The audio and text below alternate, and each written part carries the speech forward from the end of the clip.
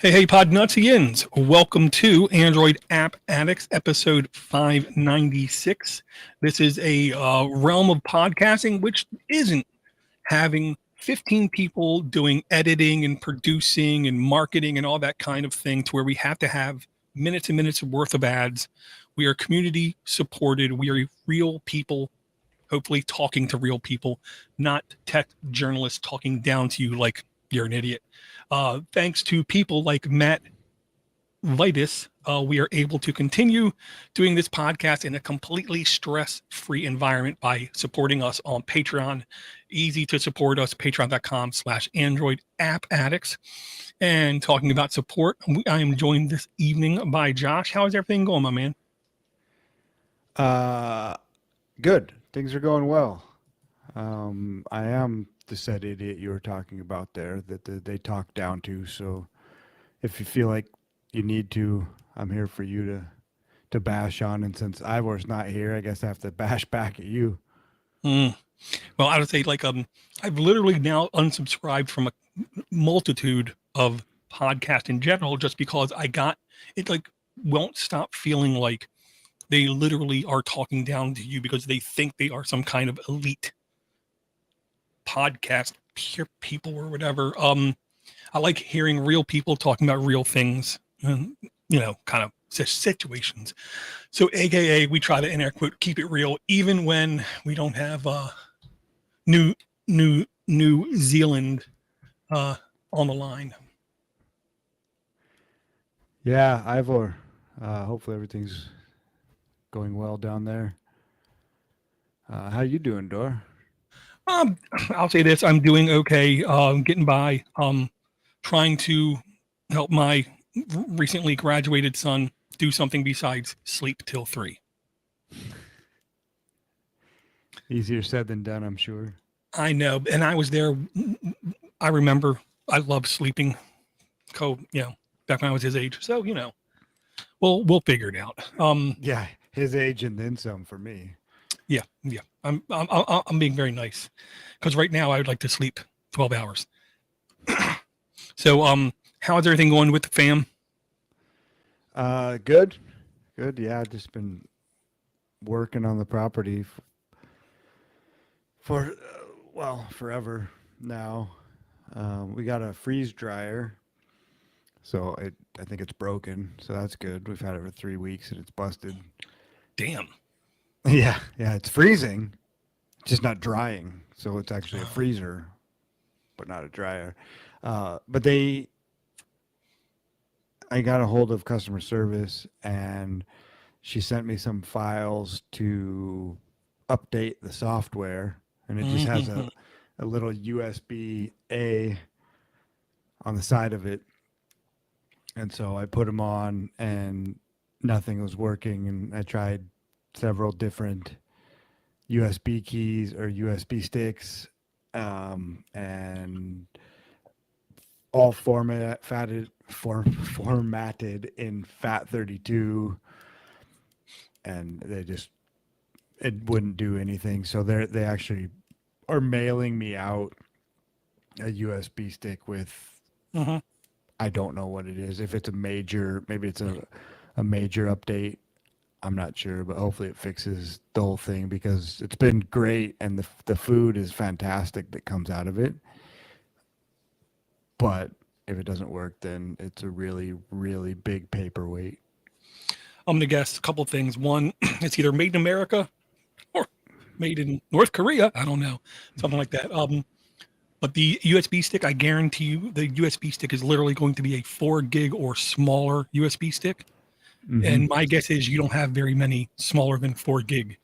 I do. I tried a 4 Oh, gig and I tried a 512 megabyte too. damn, Well, I still got didn't go. USB sticks, and it still wouldn't Wow. go.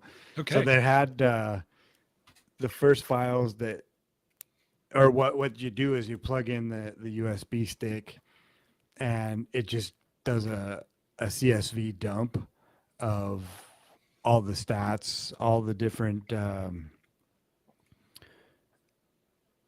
cycles that it's gone through, Right. and so I didn't really dig into that much, but she wanted those. So I did that and sent her the files. And then whenever I tried to update it, the little LED screen just turned black and it just hung and it wouldn't. I mean, once you pull it out, it boots back up, or like it boots straight away, but it doesn't update the firmware or the software. Well, it's good it isn't bricked, and it's good that they're talking to you and not just, ignoring you.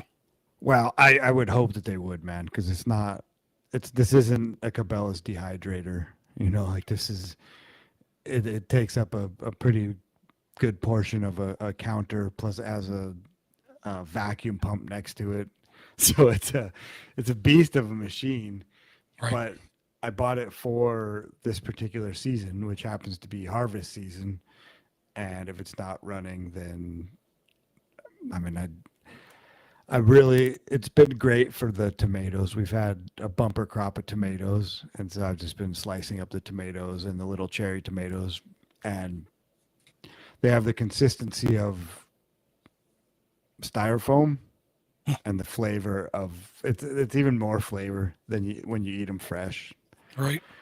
So I'm sure that sounded appetizing, but everyone has just loved them. Right. Well, because I think what happens is that it takes out the water, but it doesn't do it through dehydration. It uses sublimation, which I totally knew that word before this door for sure. I've heard of it. Yeah, it's when water goes from a frozen state to a gaseous state. So it's directly the liquid. Yeah, exactly. Yeah. And so the problem with canning and dehydrating is that you lose 40%, something like that, of the minerals and the flavor. Whereas this, you preserve 98, 99% because it's not going through that hot. Like the water's not evaporating because it's hot. It's just evaporating because it's hotter, I guess. So I know it really well, but it takes quite a bit for that to happen. Like the machine has basically a freezer in it, and then that vacuum pump. Right. So I guess it just starts to heat it up, and as the steam starts coming off, it's just vacuuming it out of the chamber. Right. Well, I'm going to take a shot in the dark, because now I do remember seeing someone take a thing of water, and because of less air pressure. So also I'm going to guess what happens is it literally depressurizes the chamber. If you take the pressure low enough, like you go up into the mountains, it's harder to boil water. If you go up high enough, you take that vacuum out, it will literally boil and freeze at the same time. Wow. Yeah. So that's nuts. So that's what I'm going to guess is happening. Yes, because it is a pretty heavy duty vacuum. Right. So yeah, I guess if it's under such pressure or not pressure or whatever, negative pressure, right, whatever it is, then it may be, that probably has a lot to do with it. But it's just not heating up now. Like it has to. I've had this one going that's in there for 50 hours, and the temperature is still like 10 degrees Fahrenheit, and it's interesting because I put a whole load of peaches in there, and after so many hours as well, and I took them out, and the first bite, like, oh, this is perfect, and then they're still frozen in the middle, like a little part that's frozen, and so just having that, it defeats the purpose of it, because with the correct what's it called, the desiccants, which are the things that are in shoes, the moisture absorbers. Oh yeah, like the packs that you don't eat. Yeah, exactly. The seasoning salt. But those with one of those, they say that the food will last for 25 years. Damn. Right, but if it's frozen in the middle and still wet, there goes that. Yeah. Anyway, that's a lot. That's maybe the end of freeze dryer talk with Dora and Josh. Still interesting. Not gonna lie. I will say in my Android verse, don't really have anything new to speak of. But if I'm wrong, correct me if I'm wrong. We did get an email that I did not reply to. We did, and Ivor did. From Pete. Pete, yeah. I can try to find it as well.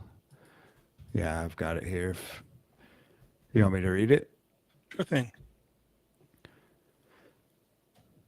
It says you mentioned in the last show how you use your old phones until they die. What then will you do? I have a drawer of old phones that will boot up but won't update anymore because they're so old.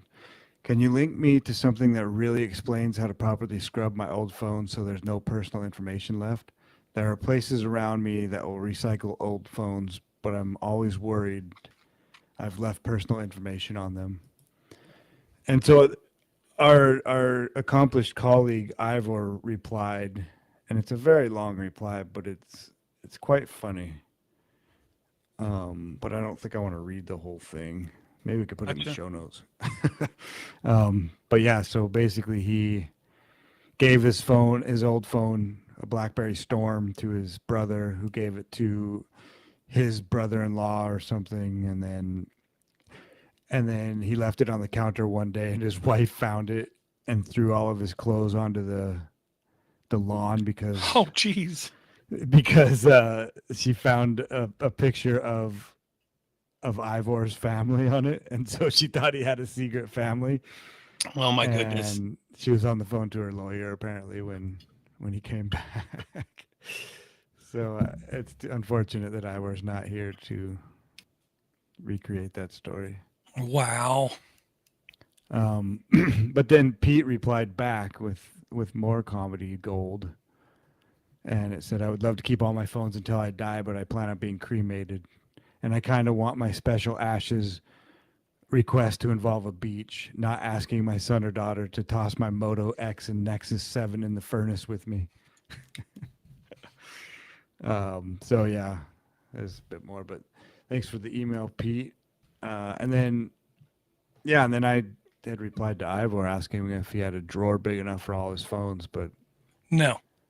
he dropped off and has never been heard from again. So Yeah. I'm just hoping he's busy. I will say this. The one thing that I will advise anybody is if you do have old phones and you do find any use case for them, it is also equally important that every couple weeks you go and do a physical check on the phone to make sure the battery's not starting to bulge. The last thing you want is to like leave a phone plugged up to a wall and then have the battery bulge and then literally have it pop. That's not good. Incredibly bad. So with that stated, multiple phones. My one phone is a phone. Congratulations, that's a phone. My last one is basically my media player, podcast player, and it's the device where I do what I will call secure communications, using applications like Standard Notes and Signal and things like that. I have my other phone sitting back here in my garage as being my Octoprint Printoid server using the Android paid app. My Kindle Fire tablet is sitting right here. This is my OBS remote. With this application, I can easily click buttons and switch through different scenes on it instead of having to go to the computer and click buttons. It just makes things a little bit easier is what I'm going to say. Upstairs, I have a old phone sitting in the kitchen. I basically use it almost like a Google Mini, where I just have it in the kitchen. Then every now and then when I'm doing something and I want to hear, like I have an earworm of a song, the Thompson Twins, Hold Me Now, and I can't get it out of my head. I then have that phone play it while I'm cooking and doing stuff, or dishes and stuff like that. The other old tablet is sitting next to the television upstairs when we're watching something and my phone's over here and I forgot. And then we're watching something and I'm like, I know that actress. What else do I know her in? I pick up that tablet and just do like quick IMDb type searches, unless we're watching it on Amazon, because Amazon has a thing called X-ray where you just pause it and then you go down and you can see all the actors who are in that scene, and then you can click that and see what other stuff they're in. Then upstairs, I have my phone, my old phone, running an old application called Night Clock. where the phone gets so dim you almost can't see it, and that's my alarm clock slash just clock I can read in the middle of the night, because big screen, I need big numbers because I'm blind as a bat. After that, I have another phone sitting in my youngest son's room, where every now and then I use the Google Home app and I just talk through that, saying, "Get your butt down here. We need to, empty the dishwasher," or something like that. So it's like almost like a home intercom system. That's all of the phones I think I have right now in play. And I always have like one or two backups, like waiting to go in and do emergency duty, where like one phone might fail or the battery might start to bulge, kind of thing. And as soon as the battery bulges, first thing you do, drain it as best you possibly can. Number one, never throw away a charged battery. Number one, they literally explode more than dead batteries. Also, I'll say, when Pete asked about wiping phones, there's really only two ways to wipe a phone. You can either go into your phone and just do a reset. Quite literally, you do a reset, and it's supposed to, and I know that's a strong word there, wipe everything off of the. Basically, there's different partitions. Think of it as different hard drives in your phone. And everything that involves personal information is supposed to be wiped. Everything that just keeps the core of the phone is intact, so it can reboot and have the apps and load up Google Play Store. Except for that, there is a way you can plug up a phone to a computer and do an ADB, but it's the same exact kind of thing. It just has a slightly different screen when it's doing it, because it's not doing it from inside of the Android ecosystem. It's doing it from a bootloader. So I feel drill works as well. A drill works as well, but then kind of hard to recycle it and makes it a little bit less functional. Well, I mean, we could give out Ivor's address and people could just send their old phones to him. Yeah. And then he can get other people almost divorced. Just a family wrecker. Mm-hmm. Yeah. One other thing that I can see myself using another phone for here very shortly is by using the application called Servers Ultimate. And you can load up stuff like Pi-hole on that, or a DNS server or FTP server or SSH server, and just have that phone sitting on your network for like certain backup procedures is what I will put it as. Especially now phones are coming with larger and larger and larger drives. I could see doing that and basically plugging it up first of the month, doing backups to it, and then unplugging it and putting it in a safe spot. Oh, I guess you could probably set up a phone as a VPN and just carry it with you, and then just connect to that phone while that phone is connected to whatever Wi-Fi you're at. Yeah. With Servers Ultimate, it's literally like a one-click install to install OpenVPN. Okay, so it's basically like Diet Pie for a phone? Kind of. I will say on the free version, you can only install, I want to say, 2 servers at a time. If you want to have it do more than 2 types of serving at a time, I believe that's when you need to pay for the paid version, which I want to say is still around $5. It doesn't put multiple servers on, just software, right? Like it's. Well, I mean, it's all in software, but remember, like an email server and a FTP server can all rely on the same server because they're using different ports. Yeah, that's what I'm. I mean, it's just one server that's. Yes. Which can also get a bit complicated, yeah, and that's why you need something like that in order to separate all the wires out so they don't get crossed. Yep. And then it works half the time, 30% of the time. I was genuinely shocked when I had my OpenVPN server on it and I would VPN from outside into my network with it. I remember I had it plugged up for at least 3 months straight and I had 0 downtime. Nice. And of course, it has a built-in battery. So even if there is a power cycle happening in the house or a power outage, I'm fine. It's got its own UPS. True. Yeah, so that's my using old phones until, and it's the same philosophy with my car. I buy a car. I don't buy a car and then polish it and make sure it has good resale value. No. I buy a car to drive it into the ground with like 250,000 miles on it, and then I'll get rid of it. Yeah. Yeah. Yeah. Donate it to the Kidney Foundation and get the tax write-off. Exactly. So I had to. The case for my phone was pretty well destroyed. Hard to see in. I found another one that I had gotten before but didn't like it when I put it back on. But when I changed cases, so it's still running fine, but it's just a huge crack in the back, which matters not really. As long as it's working.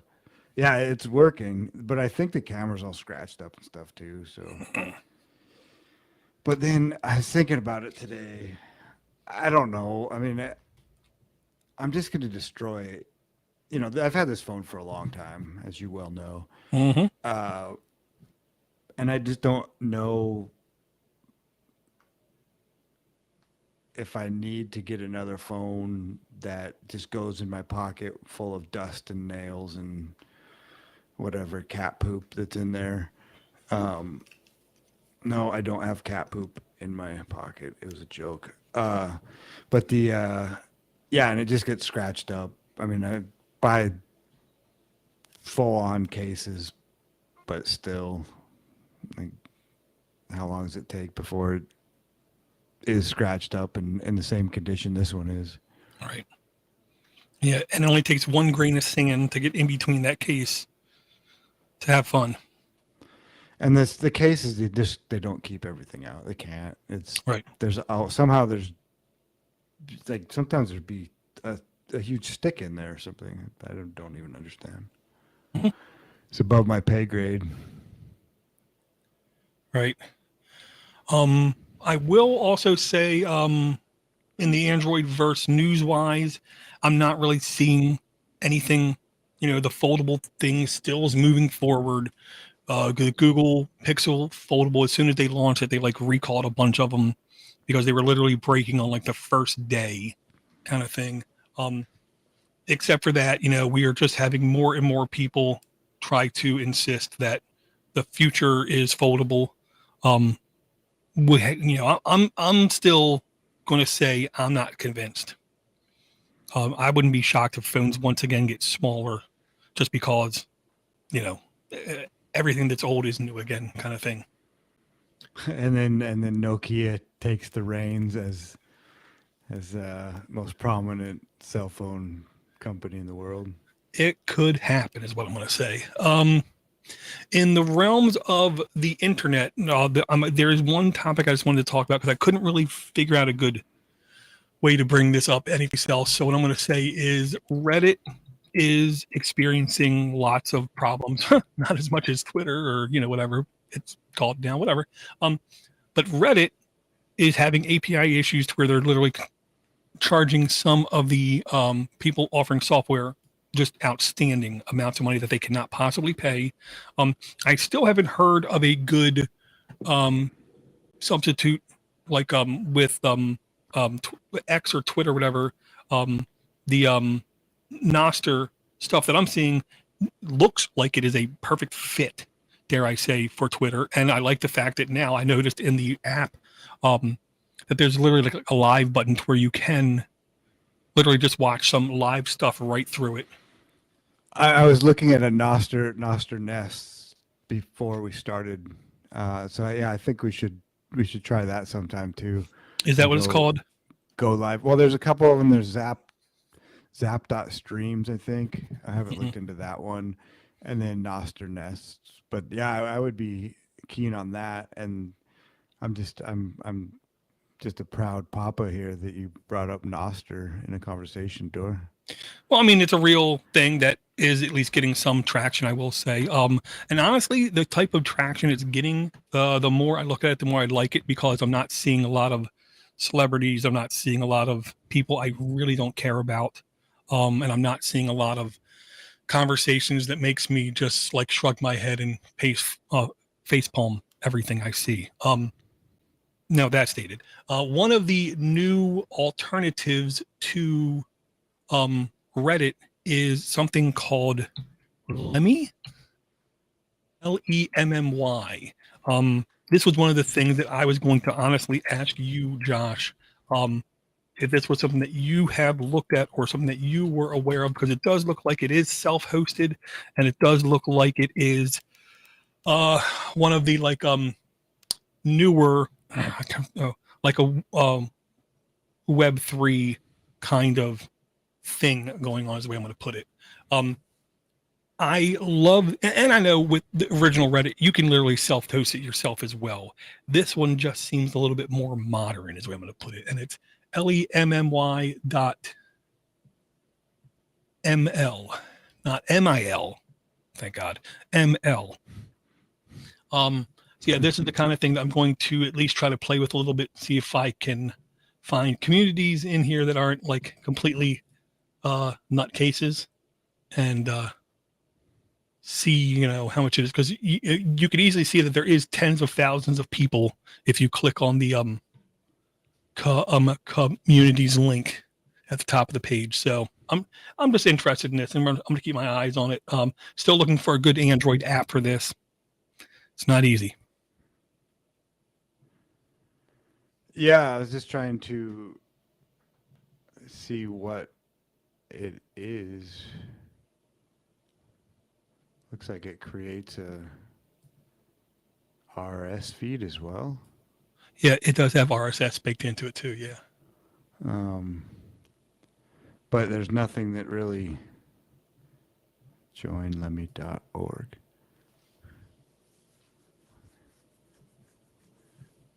Okay, so it's more like Mastodon as far as how the infrastructure works. Does that sound right? I don't want to say no, but I will say yes in the fact that you can have distributed nodes, just like in Mastodon, where you can have your own in air quotes server kind of thing. I do believe this is easily self-hostable as well. Right, but then in order to, I mean, it must be federated in some way as well, to where I can follow your server or something. That's what I think. As I was almost saying, that's what I do think. If you go all the way down the page and you click on instances, I can't say it right. Instances. Yeah. There you go. Nice. And then you can see there's all the different servers that are right now hosting content on it. And they're all, I just don't see I mean, there must be a way to have them all linked up. Yeah. Okay. Yeah. So it's going through the Fediverse. Right. So just one of those things I want to keep an eye on. Interested. Might be bigger. Might be small. You know what though? That's something that would be. It seems like it would be pretty easy to implement if you have the chops with Noster as well. Mm-hmm. Right? Because all it is notes and static data, basically. It's just right. Text and links and text. I'm sure that it will happen. I'm as far as Nostra goes, I'm looking for a good marketplace. Gotcha. So cool, man. Very cool. I don't ever go to Reddit, but there's an alternative. The only reason I like Reddit, and I'm going to put it like this, the main thing I hate about Facebook, the main thing I hate about X, the main thing I hate about Mastodon is you can accidentally run into any type of conversation that you really hate even seeing. Okay. WT Social and Reddit are the complete opposites. You typically first pick a category. Like if you go into Reddit r/what could go wrong, you're just going to see a bunch of stupid people doing stupid things and hopefully not dying. You know what I mean? That, kind of thing. So you know what you're going to see. If you go into r/Stardew Valley, you're going to just see things about games. If you go into r/Z zone, you're only going to see something about that game. When you're on X or Twitter or Mastodon, it's very easy, in my opinion, to stumble across something where you're just like, facepalm, this is stupid. He's stupid. I don't want to hear this, and you can sit there and block, but you're going to never stop blocking stuff all day if you browse like public feeds kind of thing. So that's one thing I like about that ecosystem, is the way I'll put it. Yeah, it's interesting to see how long those will go, because I didn't Twitter do the same thing before, was jack up the prices on their API or put a paywall for their API so that, it kind of destroyed TweetDeck or any other type of third party system that people are using, because the Twitter one sucks. Right. Yeah. They definitely tried to do that. And as soon as they did that, then like a week later, Instagram dropped Threads, or Meta, Facebook dropped Threads. And it's like, two people I really don't care anything about. So, yeah. Well, that's the thing. It's crazy, just the race nowadays to be on everything. Where Threads or is that Facebook? Yeah. And then what's that? Shorts? Is that one? YouTube Shorts. Shorts, TikTok, Instagram, and I'm sure so many others, right? But then, and then it changes. And so I guess Vine was just ahead of its time. Oh yeah. Type of a thing. And which I was surprised when that shut down. I never used it or anything, but it seemed like it was pretty popular. But yeah, just what's the soup du jour? Oh, we're going to Blue Sky now. I've heard people say that on podcasts before, that like, oh, follow me on Blue Sky, although not for a while now. So I think it might have, I don't know if that's taking off, but I'm sure it's just as toxic as the rest of those centralized, although Blue Sky claims to be decentralized, I guess. Blue Sky is nothing more than a server on Mastodon, essentially. Because it is on the exact what it same is? Yeah, it's on the exact same protocol. So, and Vine went away because Vine was purchased by Twitter. And Twitter did have it integrated in with Twitter for like 3 months. And then basically what I think is it took too much resources to keep up. So then they killed it because they're idiots. Yeah, well, they had to get that extra 0.5 percentage point for the stockholders. Right. Well, Twitter had the other one too, the Periscope. Yep. Is that's gone now? I do believe it's around, but I think it's only around for the elites. Like, I was going to say Carlson Daly, but that's not his name. An elite in 1992. Yeah. Carlson, whatever his name is. Him.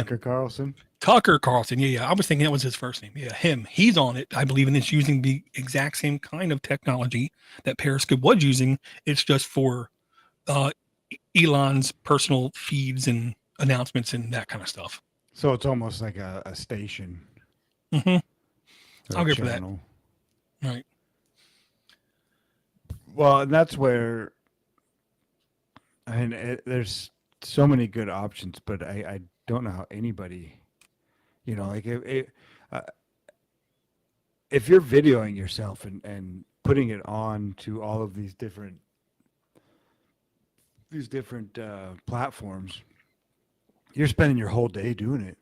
Mm-hmm. Right? Like what I'm hearing is that if you're doing short form content, it doesn't really work just to cut out a bit of the long form. Like you have to dedicate time to do the short form video as well, separately. Right. If what they're finding out is if they do take their long form video and then just splice it up into short stuff and call it short content, whether it's reels or shorts, whatever, the viewers retaliate quite aggressively. Yes. Well, I guess it's a good thing we don't have any viewers, Dor. Well, come say, comes out, whatever. So yeah, and it is work. It is work. That's the one thing that none of them realize. Any kind of creation of content is work. The question is, does it bog you down? Does it kill you? Does it make you want to kill yourself? Like what is happening to some of the people who are on those popular platforms. And I'll say it like this. One of the funny thing is, I know people who are on Facebook Reels and they literally are like, I got a check for $10. For what? For my Reels. Oh, for how long? Oh, that was like 3 months. Like 3 months. And you're getting $10. No, I think you're in the wrong business there, guy. Yeah. You can't live off of that.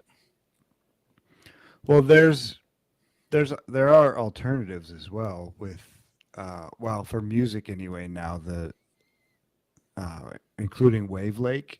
I don't know if you've looked into that at all, but it's value for value music basically.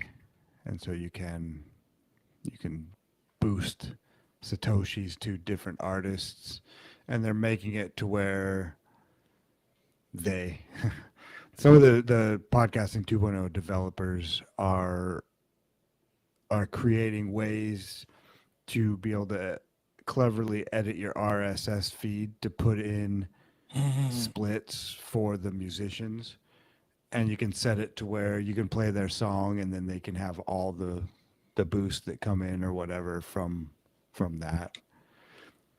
So there's, I can see that being the future of video content as well, and not relying on ads from YouTube.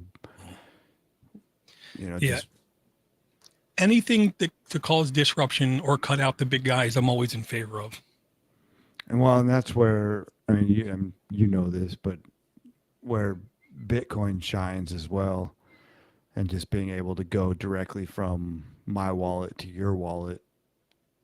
Right. Like realistically, somebody could be watching this and just saying, "Oh, I'm going to send them some Satoshis," and that's direct to the source from them to you, without having to deal with PayPal or Patreon or anyone else that can pull the plug at any time that they want to. Right. Yeah, you mentioned the music thing. I just wanted to bring this link up really quick. I will say, I think when I feel less depressed, I listen to more music. I think there is some correlation there. So every now and then listen to some music. YouTube music is fine, is what I want to say. Especially when you don't hear ads. But if you do not have a paid subscription, it looks like you can get from the F-Droid market, Vi Music or VIM, VI Music. As soon as I first read it, I thought Vim Music. I'm thinking this is an application I'm never going to be able to quit. I don't know if I want this app. I think we brought this one. I think you brought this one a few shows ago. Maybe. Okay. Because I asked you how do you quit. Yeah, and I've been using it a little bit here and there. And I will say it's very smooth. It does work pretty damn good, as one would say. This was what I put on the device in the kitchen when I want to hear some stuff, and it seems to work really good. I mean, I have YouTube Music, and it works just fine. I just like looking for other applications, and honestly, this one I thought was actually a decent looking player too. Does it remove ads? I'm not the good person to test because I have YouTube Premium, so I hear no ads on YouTube Red or on YouTube Music.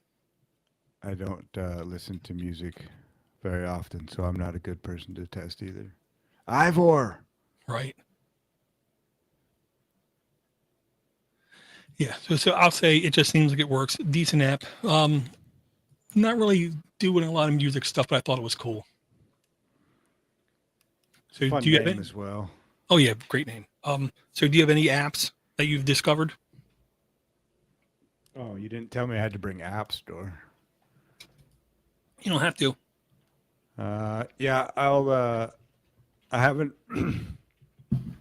been able to use it that much yet, but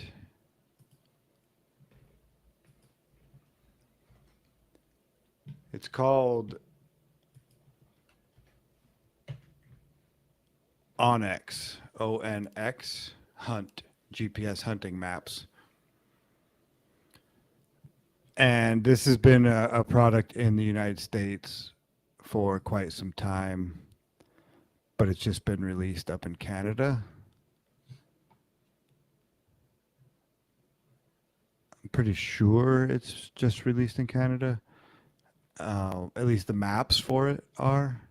And so it basically gives you all of the land data so you can know if something is up here it's called crown land, or if it's privately owned, and gives you other type of weather information and things like that. Just it's a lot of hunters use it for doing recon on a place, e-scouting basically, and it's for your browser or an app, and it's like $50 a year, I think, or you get a premium for $99. I don't know. I tried to look at the pricing, and whenever I tried to order it up here, it gave me which state I wanted, and it was just the states. So I don't know if they're still working out some bugs as far as the Canadian version goes. Oh no, because I could pick, but it was just Canada. Like if you're in the States, it asks you which state you're in, and then up here it's just like, well, whatever, we'll just give them Canada because why not? And so I heard about this. I mean, I listened to quite a few hunting podcasts, and a lot of them use this app. So I'll probably give it a go as hunting season starts in a couple weeks here. And I'm probably not going to have time to get out and do any boots on the ground scouting. Right. Well, just the simple fact that it shows you property lines, that to me is valuable. Because if I'm out hunting, I know if I go on somebody's private land, he is going to get upset. So just having that is great. The fact you can like pre-scout areas and like, and I love the fact you can look at areas in like 3D. So you can see, here's like where there's a valley forming. This is where you might get more activity from animals. So let me find the higher ground to that. And that might be a good spot to just sit there. You know what I mean? Yeah, well, it's absolutely, you definitely need that topographical map because otherwise you do what I end up doing all the time and just getting yourself into a spot where like, I can't go down any further. I have to go back up now and try to work my way around this 75-foot cliff. Right. Because around here, I don't know what it's like in the Baltimore area, but around here there's some pretty steep mountains and big trees, and you could get yourself into a hairy situation pretty close to the highway. Yeah. Well, I will tell you here, just north of Bel Air, I'm in Joppatown, just north of Bel Air, like 10 minutes up the road. There's a park. It's literally called Rocks Park. And the number one thing about that park is at least once a week, they say they have to call in helicopters to get people out. And at least like 2 or 3 people a year die just from taking that wrong step and then falling 80 feet kind of thing. Wow. It's a very vertical park is the way I'm going to put it. To where if you don't know where you're going and you're just walking through the park, all of a sudden you can look and say, how did I get up here? And I don't see a clean way to get down. So you have to like really know your way around the park, or else you can get in a situation to where everywhere around you is a 50-foot drop. I didn't see how I got up here. How about, what am I going to do now kind of mentality. So to have that kind of information, I understand as being very, very neat as well. Say, I will say one thing I also like about the app is you can download the app, and for 7 days, it looks like you can bang on every single feature and see how it works and if it works for you before you devote to either what they call single state licensing, multiple state licensing, or premium elite. licensing. And I heard about it being available in Canada through, I don't know, I think the Meat Eater podcast. And I'm pretty sure that there's a promo code through Meat Eater for 3 months free. And so I'm gonna try to see if I can find that, and because 3 months will take me almost all the way through hunting season anyway, September, October, November. Well, yeah, three quarters of the way through hunting season. So maybe I can even find that. Very cool. Do some copying and pasting for history's sake. Now this one I'm going to bring is I have no choice. Once I saw it, once I stumbled across it, I knew it was something I had to at least bring to the show. Hey, Red, glad to see you in the chat. And if you want to hang out with the chat, super easy. The easiest way, literally follow us on YouTube, hit subscribe, and hit that stupid bell. And then you're going to know when we go live. You're not going to be inundated with stuff. Let me promise you that. This is a game I had no choice again. When I saw it, I had to bring it. It's actually by the original Tato Corporation. Tato is one of those old school companies, and it's literally Space Invaders World Defense. Okay, now, let me initiate the newer people to the show, or the people who have forgotten. One of the old adages of this show is when you have a video attached to your app and it's a game, most of the time the video won't even show you game footage. Okay. Most of the time what they're trying to do is they're trying to win you over with cinematics and whatever. When a game does not have any video, to me, that's the developer saying, we don't need to try to trick you into downloading this app. Our app will stand on its own as a worthy thing to play. Okay.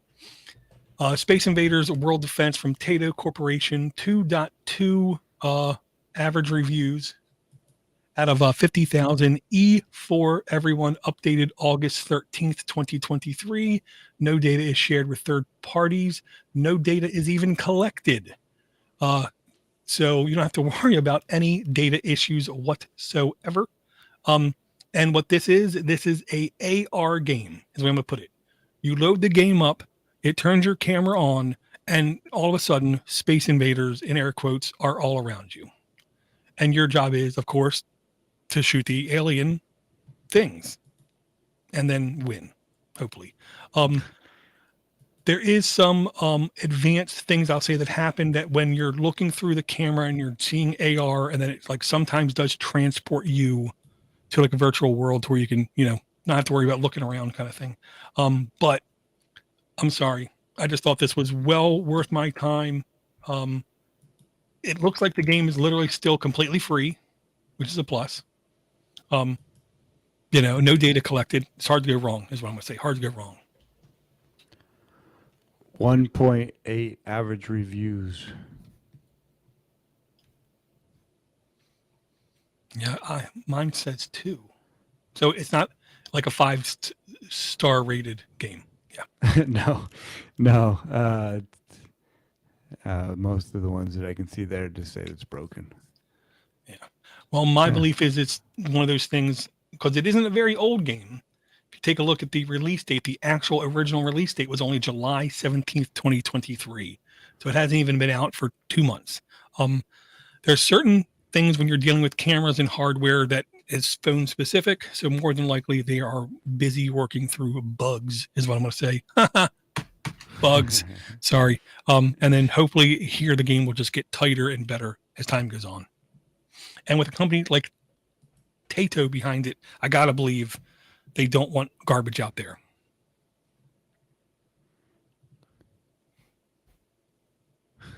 Yeah, it looks fun. Yeah. I mean, I still remember going into the arcade, putting a quarter in, and having basically, you didn't have a joystick. You had a right and left button and a fire button. And you got really good. And you got really good at just doing this for as long as you can possibly do it, because that's what you had to do with that kind of game, to where it developed certain muscle skills to where you could just sit there and tap for at least. But then me, I remember there were times I was playing that game, I literally just gave up. My arm got too tired. Yeah, absolutely. Or just playing a Nintendo, and like you just get that quick twitch that you're trying to get, and Right. then your arm just starts going numb. Yeah, and then you just give up. You're like, I'm done. To where, I mean, still to this day, I know I have like some weird muscle buildup from that kind of thing. To where my son once in a while see like a weird muscle in my hand. He's like, "Where the hell's that from?" That's probably from Nintendo. Yeah, That's what that is. exactly. That's a Street Fighter. That's a Street Fighter thumb. Right, something like that. Yes. To where he just doesn't get it. Okay. No, never. They never will. Oh no, but now two quick side tangents. One, the kid won't stop playing VR, even though, his face turns into a big ball of sweat and it's nasty. Whatever. He trying to get him to get a job, right? I had him listen to this interview, and I want to say, I don't know who it was. It was either American Public Media, NPR, something like that, where they were interviewing a kid in San Francisco, where the kid's job was to do deliveries. But they said literally 90% of the deliveries come within a 2-mile radius. Like 90% of the deliveries, 2-mile radius. So they literally had him with a set of goggles on with an Xbox controller driving a basically red cart down the sidewalks and going to the people's houses and then hitting a button so it calls them up and says your food's out front, and then delivering food via VR goggles. Wow. Yeah. And then I showed him today a thing that came in the mail. It said no experience needed. Okay. He misunderstood it when it said no holidays. He thought, well, that's something I wouldn't advertise. I wouldn't advertise I'm not doing. No. Read it again, dude. You don't have to work on holidays. You don't have to work on evenings. You don't have to work on evenings. Yeah. No holidays, no nights, no weekends. How can you get wrong? And he said, well, what's it a job for? It's a job to be a school lunch lady. Why don't you apply for that one? Whoa. I know it's something anybody should be able to do. Not insulting the lunch ladies out there. Not that there's anything wrong with them, but I'm pretty sure you really don't need any experience. It doesn't seem like it. I mean, you kind of have to. You probably have to have at least one pretty big mole somewhere on your. Well, and as long as you can lift 20 pounds, I think you're fine. Yeah, make sloppy joes. Make sloppy joes.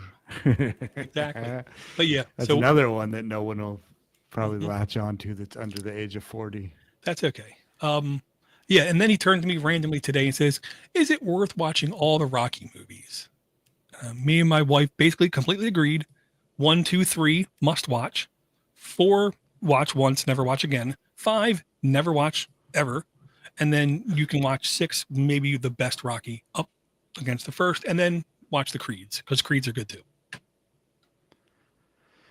Yeah, I've seen Rocky 1 and 2, I think. Thunder Lips. 2 was Thunder Lips, Hulk Hogan and Mr. T. Oh, yes. Nice. Not Hot Lips Houlihan? No, totally different type of thing there. It's just a different vibe. It's the vibe of the thing. Yeah, completely different.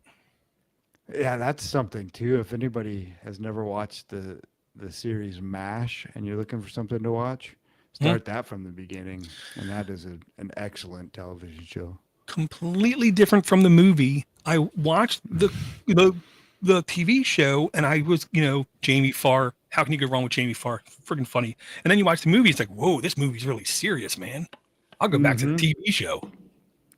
Well, the TV show as well just has the theme music without any words, right? Yep. That and The Incredible Hulk, some of the best theme music. Yeah, but then you listen to the movie and it actually has the song. I know, and it sounds bad. And the hook in the song is suicide is easy. Wow. Okay, that got dark real quick. It incredibly did. Yes. Yeah. Yeah. Not cool. But hey. So, do you have any more apps? this one I'm gonna bring because not to push the Meat Eater podcast too much. I do like those guys though. Never met them in person, but there's a couple of podcasts that they have. One of them's called Game On Suckers, and they do it's a trivia show, but it's pretty funny. But this has been brought in before, but there's a good episode, looks like number 470 on the Meat Eater podcast, and they have a couple of the people associated with the Merlin Bird ID app, and so it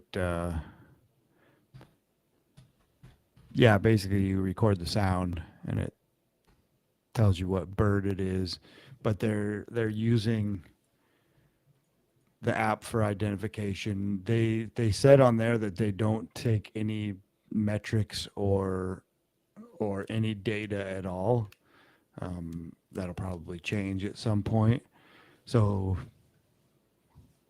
but as it stands now, listening to the people talk and everything, they were obviously in love with birds, and so there's a lot of sweat equity and just passion that is in this app.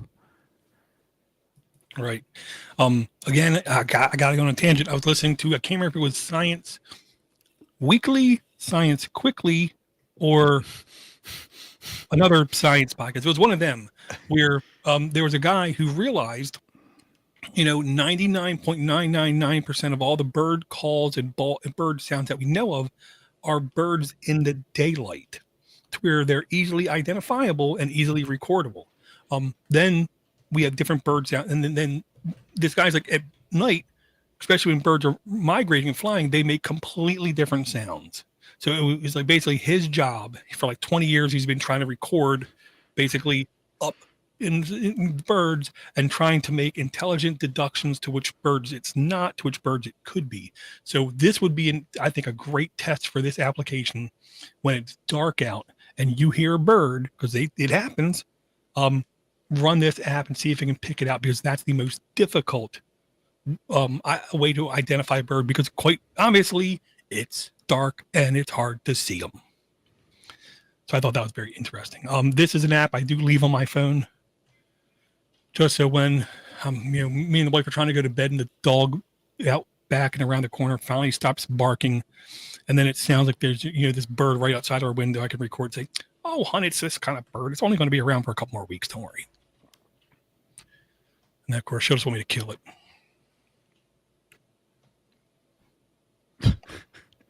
So this is one of those golden apps to have. This, I like the Snake Snap, where you can snap the image of a snake and get the ID back. And the other one is the Plant ID. I have all three of them like loaded on my phone at all times. Yeah, I've got a spider one too. Oh. Yeah. Okay. Literally now. Go ahead. Right now, if I open my front door up, take a half a step out, turn to my right and look, I know I'm going to see a spider that's literally like bigger than a quarter his body, not his legs, his body. As big as a quarter right there. And I believe I'm leaving as many spiders as I can around my house to kill as many insects as they can possibly kill. When they're in my house, that's when I get a little, worried. Yeah, well, at least not in Australia. That's creepy. No, I would instantly I would walk. I couldn't live in Australia. I'd have to own a gun or something, and a flamethrower and stuff. Yeah. Okay, so here's a thought experiment. 5 apps store on your phone. That's all you get. So all I get is 5 apps? Okay, well, I mean, first off, I have to have my podcast player, or else someone's going to die. I do like having those 3 identification apps on my phone. Brain slow. Honestly, I gotta have Voxer, because everybody who I know who I consider to be really good people, I communicate with them on Voxer. Who I can't like walk up to their door and knock on their door. A calculator's pretty handy too. I'm decent at math. I'll say that. That's my lie I'm telling myself. Oh, the one stupid app I'm going to leave on right now is literally called Telly. Telly. And the only reason I'm leaving it on my phone right now is because this is the only way I'm going to know when I can get my, in air quote, free television. Have you heard about this? Nope, not at all. Okay, Telly. This is another app, and I will put the link in the notes. This is an app you download, you install, and what you do is you sign up to get a free, and I want to say it's a 45 or like 55-inch television, completely free. The gimmick is right below the TV, there's another smaller TV that will nonstop show you ads. And they believe they can give away this TV, have the TV run long enough, and display enough ads that they can make up their money and then some. So I just found it interesting when I heard about that, and I'm like, I'm game. Okay, so I signed up for it, gave them my information, told them, I know I don't like watching sports ball. No. Kind of, questions and answers. And now I'm just waiting for them to click and say, get ready for your new TV. Hang it. So what down I'm here on the looking wall. at, I found one that says Telly TV. The Like, Telly, the truly smart TV is what it's called. Yeah, link in the chat now. And I want to say this was one of those things I heard about from Leo Laporte months ago, like maybe 3 or 4 months ago. Yeah, Telly, the true smart TV, 3.7 average reviews, 50,000 plus downloads. E for everyone from Telly Inc.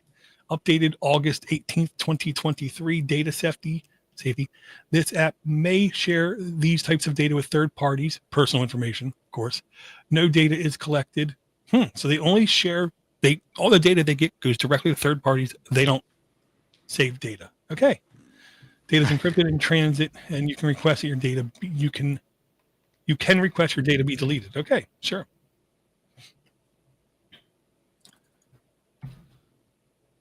Yeah. I just thought it was interesting. It's the kind of thing I'm going to keep it around just because I have to keep it around, because I get it a free TV. I'm going to, here's the real reason. They're giving away a free TV. There is no doubt in my mind, every single person with the hacker mentality also signed up for this thing. And as soon as they get this thing, they're cracking that puppy open. And they're figuring out how to completely disable the bottom screen or whatever and have it still work just fine. yeah. Okay. I'm not going to install that one. Well, what you can do is you can install it on a work profile, maybe. Nah, I don't want a free TV. Let me see. I'm not gonna lie, LibreTube, it might be one of the ones in the ranking. Well, I gotta have Pocket installed. Pocket's the way I do all my show notes. Oh, I think I'm already out of apps, but I'm still gonna say honorary mention for URL check. I love having that application, sharing links to it, and then clearing out all of the tracking data and stuff to links before I open it up in a browser. What's that one called? URL check. Save. I remember you brought it. I couldn't. That was one of the ones I can never remember if I brought it or not. I just know I'm not going to uninstall it from my phone anytime soon. A very simple white and black logo that looks like a USB-C connector almost.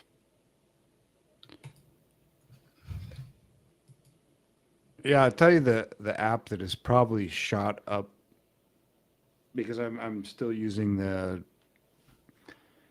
what is it? Not i3. The launcher.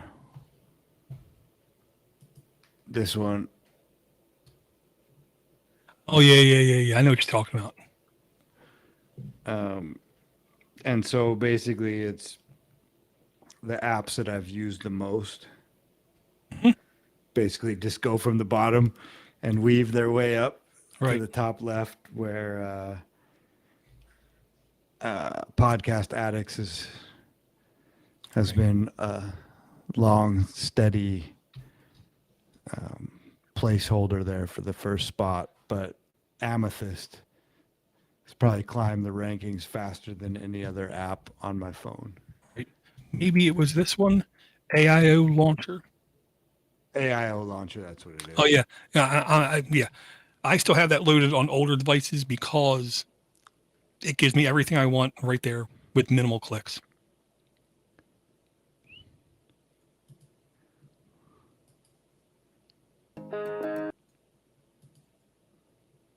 Yeah, and it's really customizable if you dig into it. That's one of the other things I liked about it. Good stuff. It is good stuff. Such good stuff. Yeah, and like the trailer in the App Store is literally 5 minutes and 49 seconds, which will show you all the stuff you can kind of do in the app, which is very rare for a video in the App Store. I'm just going to say that. Yeah, I'm sure that I don't use it anywhere near the capacity that. But what I was thinking is maybe you can tell me if, well, I was thinking about being able to set up my phone and maybe using the Fountain app. And then there's a part of a podcast that I want to send a boost to, and being able to just say boost and then, or whatever the phrase would be, and then have, I don't know if that could go through Tasker, something like that, which I'm not really sure how open the app has to be in order to tie into it with something like Tasker, which I still have on my phone that I have never really used but have had for 10 years. Right. Yeah, the app would have to have, think of it like a deep link URL. Like instead of linking to podnutz.com, you're linking to podnutz.com/category/Android app addicts. So the app would have to give you the availability to say, not only open this app, but give this app with these options. And then it would be, option one, what's the URL of the location, then and then option two would be how many sats or whatever. So it would literally have to give you that option. And there is a way you can experiment. One of the ways you can look at that is literally just hold long click any app icon from a drawer or whatever, and you can sometimes see the longer settings to it. That's one way to explore openings. But also with Tasker, when you say open with app, I do believe it will give you all those same options where it will show you all of the available ways, like in air quote, into the apps. Okay, so it's kind of like an API then, just for the app. It wouldn't shock me. Yeah, the word I'm going to use is it wouldn't shock me if there is a YAML like thing you can say to the app through API calls. Show me all of your different ways I can. All the calls. Right. All your doors, all your entryways and exit ways, kind of thing. Yeah. Huh. Yeah, that's what I'm thinking. Because that would be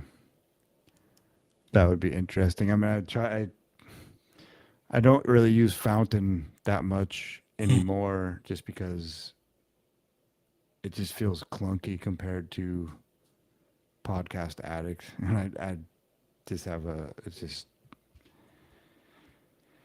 got a sweet spot in my heart, Door. Been using it for so long. I understand. And last time I checked, you could only go up to 3x playback speed on Fountain. That is a game breaker kind of thing sometimes. Well, and I'm pretty sure that Oscar's his name. Does he live in a can? No, and he's not a wiener. Good. Not that, well, I don't know. I've never met him. Might be a wiener. But early on in the days of Fountain, I had sent I believe, a tweet to him asking him about playback speed. Like, I'd like to use this more, but you need some sort of playback speed. And so he's like, yeah, great. Okay, what speed do you need? I said, well, I mean, I think going up to 5x would cover just about everything. And so eventually they did do it, but it was only to 3, which there's just some apps I need at least 3.5. Yeah, that's a hard number to overcome for some of these apps, I know, because I've communicated with some of the podcast players in the past, and to go past 3 to 5 is like another level of coding that some people just don't know how to do yet, is what I'll say.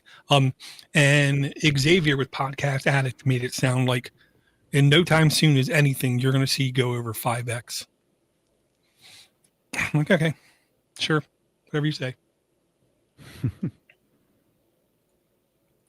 So I'm going to bring, I have 2 more links is what I'll say. Both of them are games. Both of them is the kind of thing where I almost have to bring when I came across them. The first one is called Papers, Please. I know.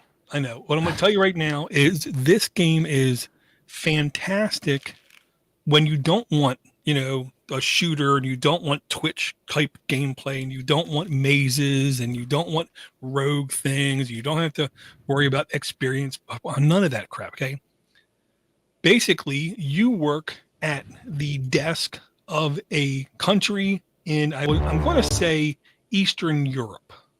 Like, you're not far from Russia kind of place. And your job is you basically come in the morning and you sit at your booth, and people are trying to enter your country that you're in. And every morning you're given a quick debrief or a quick email saying, here's the new rule moving forward, or this is a new thing moving forward. So you got to always keep abreast on the new things that are happening. And then they're like, oh, we now stop accepting this. I mean, we got to know these things. And then people come up to you and they basically hand you their passport, and you either stamp it approved or denied. The problem then becomes once you get into the game and you get more into the game, then you're going to start seeing faces you recognize coming back again. And then once in a while, they're going to offer you some money. And it's your option to take it or not. But I will tell you, the game it has a very steady ramp of difficulty, where the first time you play it, you're going to think this game is so stupid. And then like 3 or 4 customers later, you're going to realize, oh man, and then you failed and game over. And then you stop and you start realizing how you got to pay attention to the nuance, is what I'll say. Game is not free. I will say that. It's on many platforms, not just Android. It's on PC, it's on Nintendo, it's on Xbox, it's on everything else. $4.99. I believe this is the cheapest place to find it. On other systems and platforms, I do believe it was more money. It's by the company 3909. That's the name of the developer. Papers, Please, 4.6 average reviews, 100,000 plus downloads, mature 17 plus. Oh, yes, it's definitely mature 17 plus is what I'll say. Updated on July 12th, 2023. It's in the top 2 paid role-playing games. They call it a simulation casual single-player stylized game. Yeah. No data is shared with third parties. No data is even collected. I like that. I like that a lot. And then, of course, whenever I play it, whenever someone walks up to my desk, I always have that like German accent. Papers, please. This papers. Yeah. So, stupid game, fun game you got to pay attention to. It's almost like you work for a government, is what I'm going to say, because it's really dull and boring. And there's a certain amount of incompetence that they expect out of you. I'll say that, because you can mess up like once a week and they're fine. Everybody does it. Don't worry about it. You get promoted, actually, if it's only one time a week. Yeah, it wouldn't shock me. But yeah. Yeah, that looks like it's a game that doesn't create instant carpal tunnel. And no stress. It's the kind of game you can, because you're a stupid, incompetent government employee. You can have somebody sitting at your counter and decide, I got to go to the bathroom, and get up and go to the bathroom, and then come back. And guess what? That person's still there waiting for you. Do you know why? Because they got no place else to go. Boom. It's just like you work for the government. Nice. Yeah. So do you have any more? I don't have an app per se, but I wouldn't mind discussing IPFS podcasting with you, Mm-hmm. which is the only place I host my solo show. I don't know if you know it, Dora. I went solo. I have a solo career. Mm-hmm. Like Rick James? That's right. So yes, the many downloads, there might even be double-digit downloads from that, are all going through the interplanetary file system. There's Cameron is the guy who started the IPFS podcasting. And so basically you just point IPFS podcasting to your file wherever it's stored. I mean, I think it'd probably be Dropbox or OneDrive or anything else. And then it pulls that file and distributes it on IPFS. And then people can, if you're hosting an IPFS podcasting node, you can favorite that one. And so it'll download it to your node also. And so now your node is hosting it. But what he's done recently is if you give him a split of your boosts that are coming in to IPFS podcasting, which I've done since the first show that I did, and then he's taking that and redistributing it to all of the servers which are hosting, or all of the nodes which are hosting that file or that show. And so basically there's Adam Curry started a new podcast called Boostagram Ball, and I haven't listened to it, but it's a music, like using what we were talking about earlier, Wave Lake or any other value for value music, and kind of doing a music show on it. And so, whatever, that guy could fart and get more boost than I will ever get. Mm-hmm. But that show is being hosted on IPFS podcasting now. And so I set that as a favorite. And so it's not much, but I get 40 Satoshis here, 10 here, 3 here, whatever. And so it's a really cool system of payment for hosting a node, which Cameron and I had talked about way back in the day, and how to get that, because you're not going to have mass adoption probably without some incentive like that. Mm-hmm. And so now it's got it. So if anybody has a VPS that they're looking to do something with, or a Raspberry Pi in your office, then you can set up one of these nodes and then connect a wallet to it, or disassociate a wallet to it, and then get paid a few Satoshis when people boost. Right. So the two questions I got, number one is this is what I believed when IPFS was first real, interplanetary file system was first being done. It's almost like a popularity contest. The more popular your download is from that system, the more that system pushes your file to more nodes to distribute the workload. As far as I understand it, nothing gets pushed out. It's whether a node requests it. Oh. So if I'm using a node and then I want a file of yours, then it'll now be pinned to my node for 48 hours. Right. And if no one hits it on that node, then it has a garbage collection and it gets rid of it, unless you specifically pin it to your node, and then it's there until you unpin it and throw it in the trash. So that can be your archival server, if you will. Yeah, absolutely. You can pin everything you do to your own server. Good.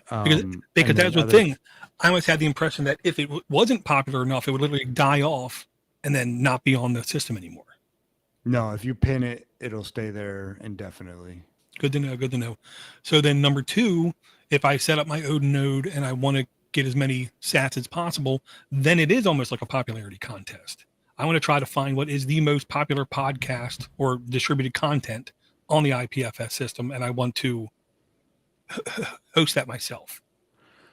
Yes, but at this stage, I think there's only about 5 or 6 Gotcha. podcasts that are doing it. Right. That because you do need to be giving a percentage of your boost to Right. IPFS because he's the one that's redistributing it. Right. Which is incredibly fair. I'll say that. Oh, absolutely. Like this dude's, I've talked to him on the phone at least once, and we've been in email contact. I mean, he sent me a message the other day. He's like, "You're the OG podcaster, the OG IPFS podcaster." You know, I think before it was cool. So Very cool. I don't know if it is cool yet, but it's just that whole decentralized philosophy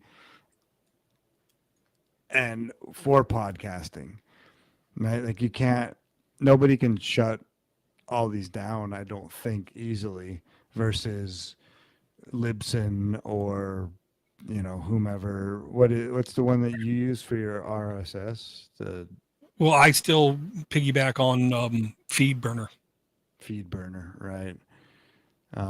Or any of the other one, Spotify, anything like Podbean, that. So, all of them. yeah, and so this one now, I mean, before, and I don't know, I haven't downloaded my show. I just did one this week for the first time in 5 months, but before it was very slow, and sometimes it wouldn't even download and stuff like that. But now, because I do have that split in there, there's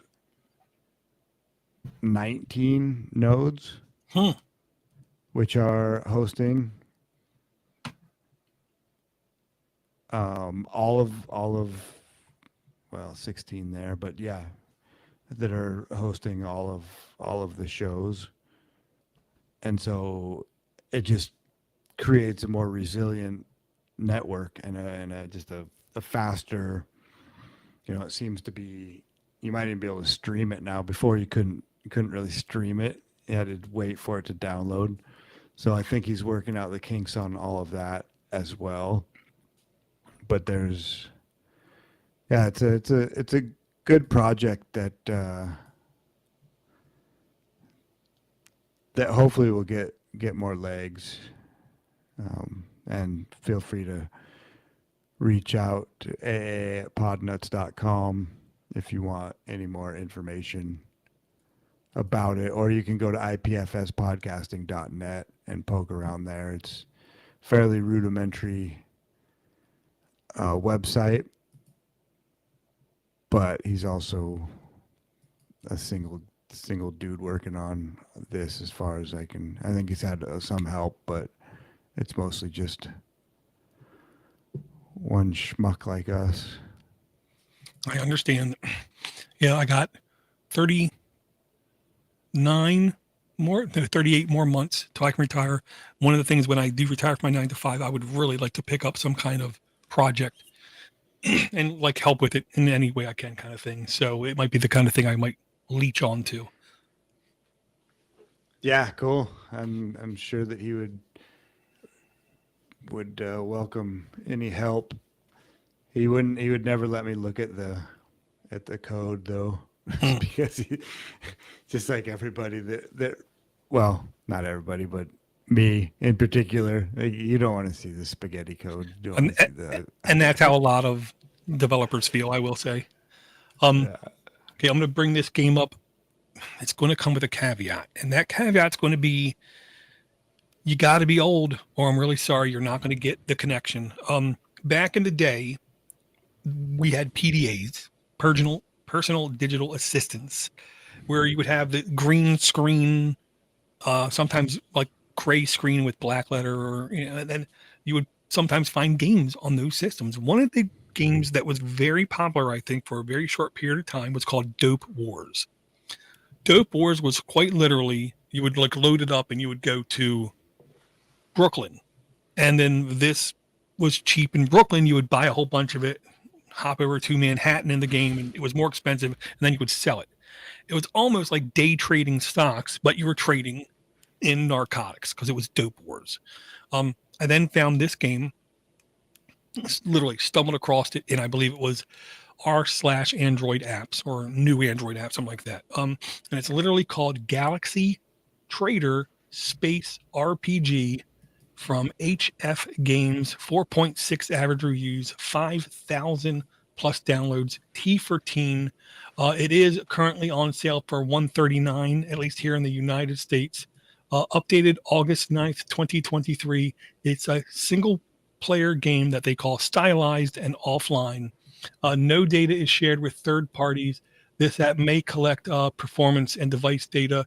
Data is encrypted in transit, and you can request to have it deleted when you're done with it, kind of thing. See any other stats worth mentioning? Yeah, content rating, teen, because literally one of the items you can buy when you stop at a spaceport is sometimes just called narcotics. But you can buy steel, you can buy water, you can buy food, you can buy all kinds of stuff is what I'm going to say. So now the trailer of the game, I think, will do it complete justice. It is an air quote, beautiful, slow traveling around systems, planets, systems, and the entire galaxy. Right now, I want to say there's 3 planetary systems you can visit. They did say they plan on doing more.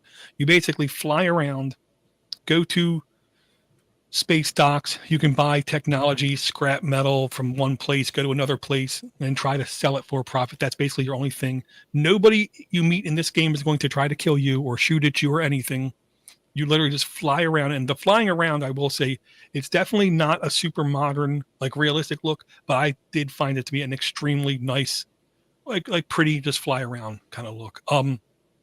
Because I had my Google Play point thing enabled in Google Play, and I hit the coin every week. I actually got 3 free months of Google Play Pass, so I was able to download this completely for free, and just now it's in my library forever. Stupid, mindless trading of goods in space with no worry about being shot at.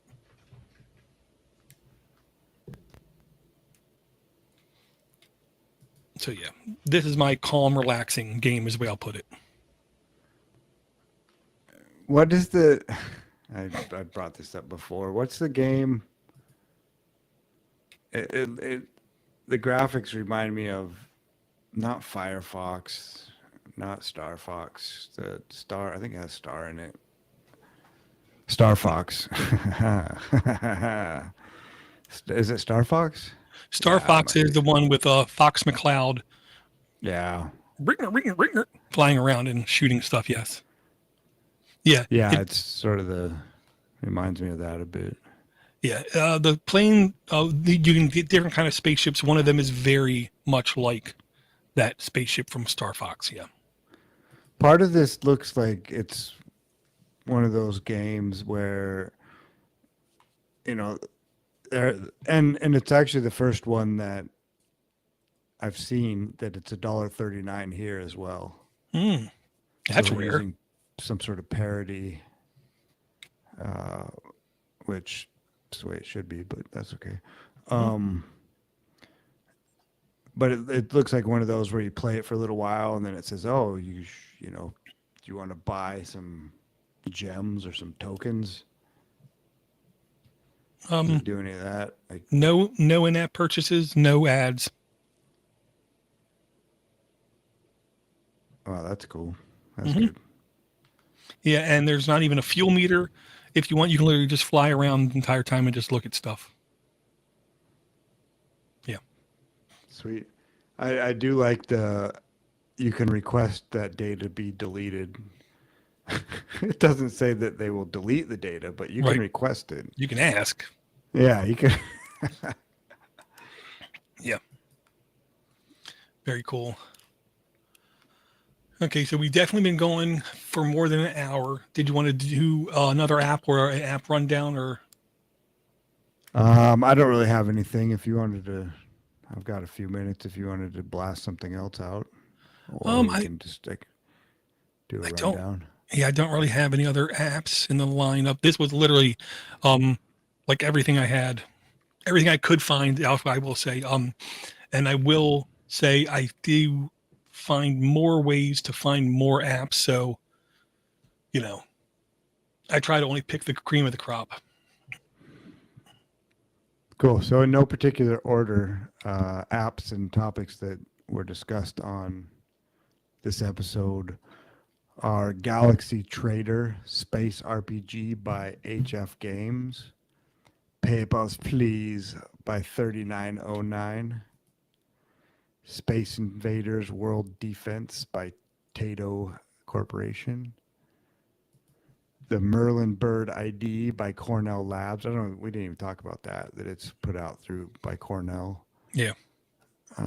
VI Music.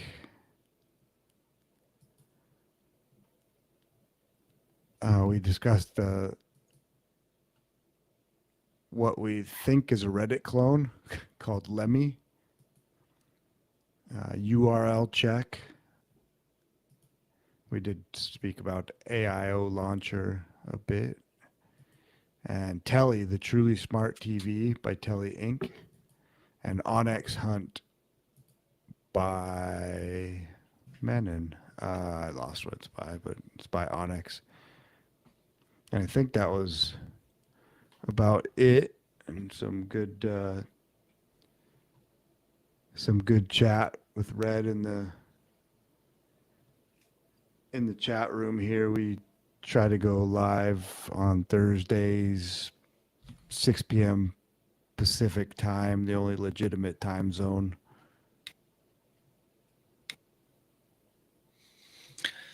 Yeah, something like that. I will say, I definitely intend on always doing more shows than we're doing here recently, but I will say I do think things are getting better slowly and surely. So hopefully more stuff more sooner. Again, if the easiest way to know when we go live is simply just to subscribe to us on YouTube. My account with what was it called? Hootsuite, in air quote, expired, and I'm going to guess it expired because people are now starting to charge for API usage and they can't afford it. So I'm not putting out any more tweets or Facebook posts or anything saying that we're going to go live. Too much like work, to be honest.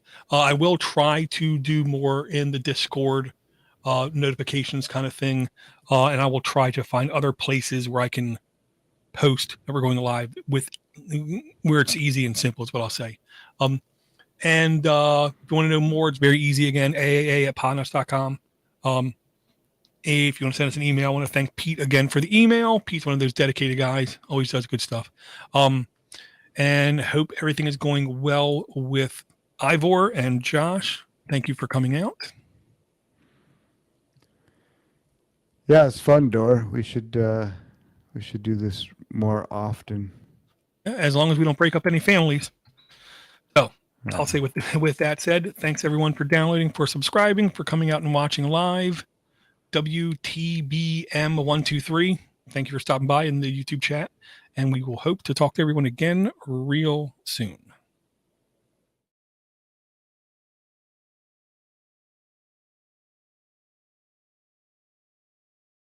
Live thing, and then I'm going to say, you want to see something that looks like Star Fox, Josh? I will show you something that looks like Star Fox. No, what are you doing?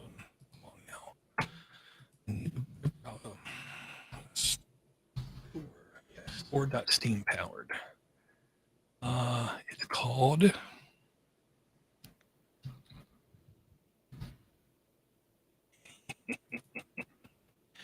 I literally laugh at myself sometimes. Okay, link. Somebody does, Dor. I know, thank God. Okay, link in the YouTube chat. It's literally called, Whisker Squadron Survivor. Okay. I mentioned how I liked Vampire Survivors a while ago. Vampire Survivors is basically you fight off endless hordes. You're never going to win kind of thing, but every now and then you gain a level and you can pick a power up. Typically it's 1 out of 3 power ups. Okay. That's exactly what this game is doing, but with basically what looks like a Star Fox engine.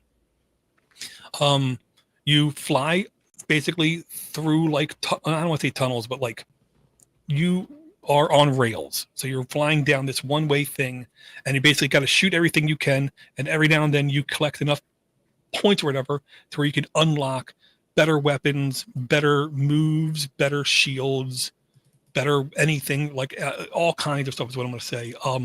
So if you are a fan at all of old school Star Fox, but you'd like the idea of not having to pick things, not having to worry about hitting this perfect thing or hitting that or doing this, and you just want to like an endless runner of just going down and shooting stuff and just seeing how long you can make it, I think this would be a great way in air quotes to spend your time is what From I'm the saying. creators of Race the Sun comes a new roguelite shooter, Huh. Whisker Squadron Survivor. And Is yeah, it the only video, on Corridor Steam? shooter blends honestly, survival that's the only place I could and find it when I thrusts heard you about it. into a But it front is row still, seat to a I world want to say that's it literally taken was in over by early the access storm. less than like 3 months ago, and These it just came rapidly out less than like 2 or 3 multiplying weeks robotic ago. bugs are So it's going to probably hell-bent take them on time if they destroying do want to everything you port it love. to different platforms, is what I was saying. You are part of an elite feline pilot squad tasked But, with defending yeah. your It is planet. definitely Star Fox. Destroy X swarm esque. robots Yeah, with collect lots the of scrap that they neon and level up and your lots of shooter like weapons with randomized upgrades. frame stuff going on. You know what I In mean? addition to your initial primary Can't think of the weapon and word. missiles, you'll be presented But yeah. with the selection And, of and, passive and literally items just in stupid your mindless run. fun. And I do believe Fans of every other time you survival literally start the roguelike game, I games haven't will had write it time to home. play it a whole lot. Some of Every the time you coolest start the upgrades we game, have are it, drone buddies, the place you're Pulse going Wave, through is different. and chain death I light. believe that is one of the definitions of Build what they your call a ultimate loadout rogue with your choice of rogue feline light. pilots, ships, And this and game is weapons, definitely and classified take as off a on a rogue run that light. gets more intense with each wave. Dodge Well, trains while clearing the Star swarm from the Fox city's was main transportation revolutionary corridor. almost. Like that was, Oh yeah. I watched a really good documentary on the 2 kids in air quote who were behind Star Fox. They got the job because they were able to show Nintendo that they could do 3D like that on the Game Boy. And the Game Boy, you know, no one thought anybody could do anything advanced with it. It's a Game Boy, for God's sake. They did. So then they were immediately brought into Tokyo and given jobs and tasks. And one of them was Star Fox. They were the people that told them that you need this extra chip in the cart, the Super FX chip, in order to do this kind of thing. So only a couple games really took advantage of it. And then I do believe those are the people who left and became rare. They became somebody, really? I think. Yeah, it was something like that. They did okay for themselves if they became rare. A very nice way to put it, yes. Well, did you listen to the? I don't know if it was the latest one, but one of the last Darknet Diaries. I probably have, is what I'm going to say. Was that the one with the NES hacker guy? Yeah. Yeah, man. Poof. Good story. Good story. I love the fact that the other guy was like, no, I'm going to only tell you what you absolutely need to know.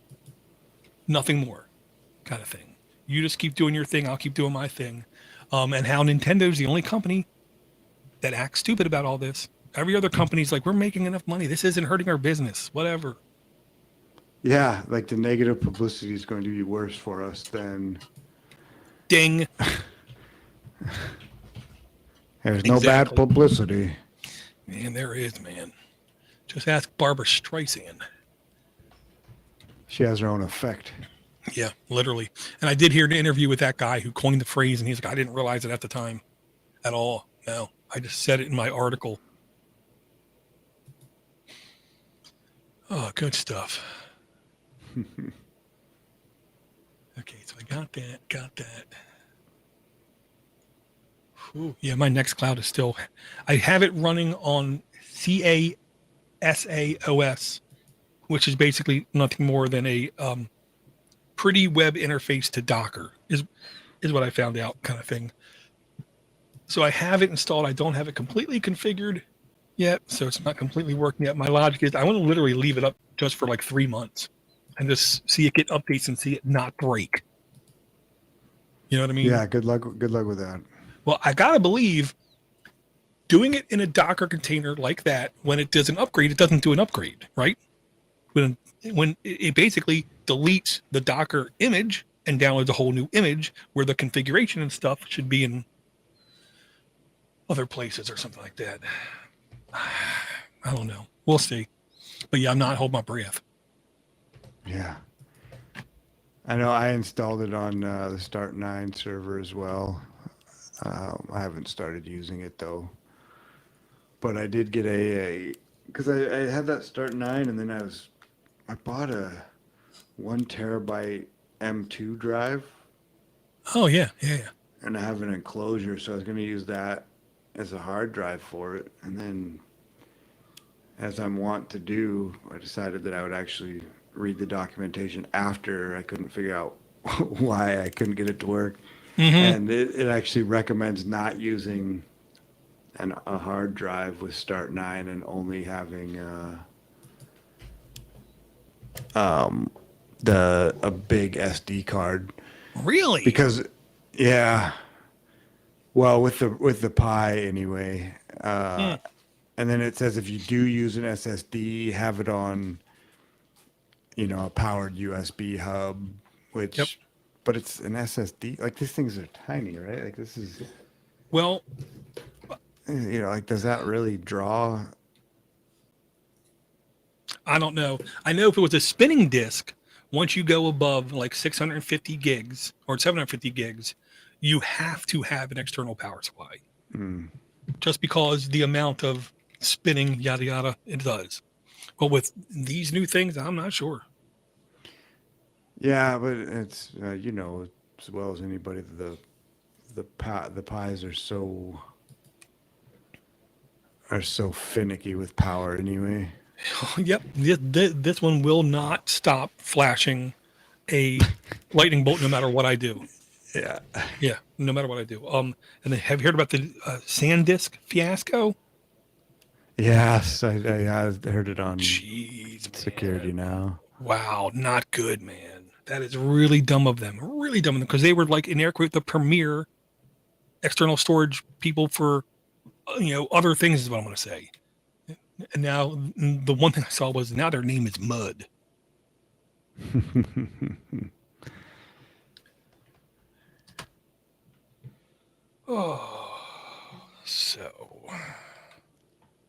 So next Thursday should be perfectly good for me. Thursday after that, I believe the wife has me booked again. More meat and drinks. Yeah. Well, the problem is, last time we went, we won a free one. Now, before that, right, we were sitting there and I told her, look, nothing is real. Everyone lies. Okay. They're not putting all those names into a bucket and randomly pulling out names. I said, I'm going to tell you now, if our name doesn't come out tonight, it will come out in the next time we're here. And she's like, why? I said, because people, I keep getting compliments from the waiters and waitresses, because I'm sitting there every 2 minutes saying, I need more water. I need more water. The most important thing to do when you're out of your house and you're enjoying ethanol in liquid beverages is to hydrate yourself, right? So they literally every now and then say to me, you're the only one here who's smart. Everyone's going to be sloppy by the end of the night. I'm like, yeah, I know. But we tip very well is what I'm going to say. We always tip very well. And both of us believe, these people are working their butts off. You know what I mean? She used to wait tables, so she understands how every now and then you get jerks who literally don't tip anything. So my belief is we are here to offset those jerks. And we can afford it. So we tip quite well. And we tip quite well, I think, so often and with the same people sometimes that someone turned to the conductor person and says, look, they need to win something. And voila, we won a free dinner. September the 7th, I want to say it is. And yeah, I mean, I looked at the price. It was literally something like $130 a plate or a seat. Yeah. Wow. So, and then they're going to see us with a free meal, and then they're going to see that we tip the cost of the meal, not what we paid. And that was one of the things. That was the other thing that when I heard my wife say, early in our relationship. Yeah, she's one for me. Yeah. Because we went in someplace and somebody gave her like an Outback gift card or something. And then I looked and I said, so how much are you going to tip? She was like, well, I'm going to tip this. And then I was like, how much is that? And then, what is that a percentage of? She said, she was like, it's the percentage of the total price, not what I'm paying. I'm like, oh, yes, exactly. That's how you do it. You don't want to be those jerks who every time, because there's the waitress and waitresses, when they say, here's a gift card, they're like, oh man, I hope this isn't one of those jerks. They get $50 off. So I'm going to get, 50 off of my tip, kind of percentage thing. Like my dad. Yeah.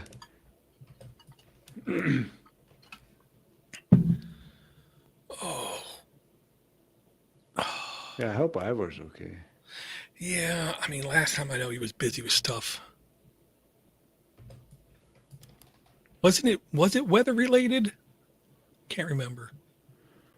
I think they're having some bad weather, but he was sick as well. Oh, he's sick, and I want to say his daughter, the previous time, like broke her leg or something, broke her ankle. Oh, jeez. And I think he was taking care of her, kind of thing. I should probably start listening when he talks. I don't know if it's worth it. Yeah. I don't know. Just, oh my God, I watched a horrible movie. I got to tell you, Gary Shandling. Okay. Gary Shandling to me is one of the most underrated like comedy guys in Hollywood for the last like 20, 30 years.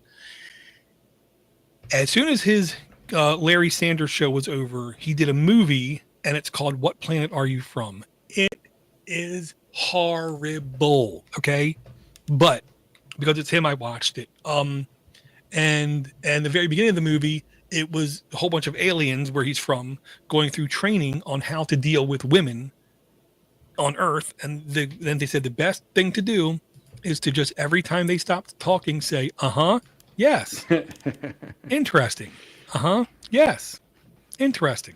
And I was like, wow, okay. Yeah. And his job was to come to Earth and impregnate a woman. The problem was, for so many generations, they developed no sexual reproductive organs, is the way I'll put it. So they made him a sexual reproductive organ and connected it to him before he left.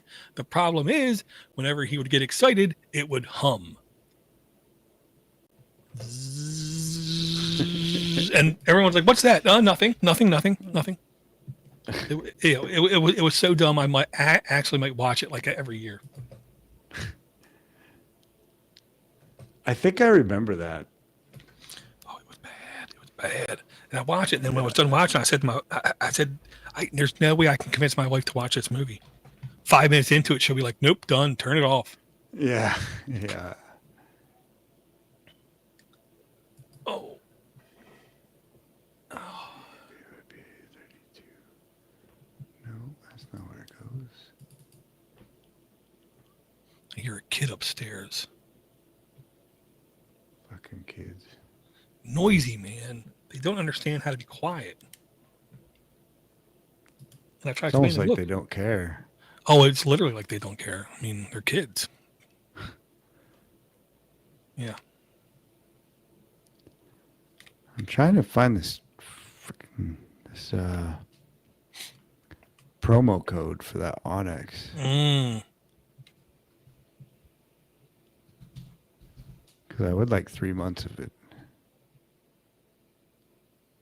It's literally suggesting. I put in Onyx promo code, and the very first suggestion is code Meat Eater. Oh, well, that's probably what it is. Use promo code LABOR30 only at onxmaps.com. Save 30%. Get a free this. It doesn't say. Yeah. And you're looking for, was 3 months or something? Yeah, that's what I thought it had said is, and I mean, Meat Eater makes sense. Okay.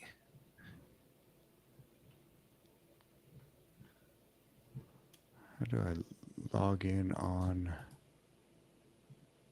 20% off Meat Eater? Okay, now this one is saying with the code, literally just meat eater, all one word, 20% off.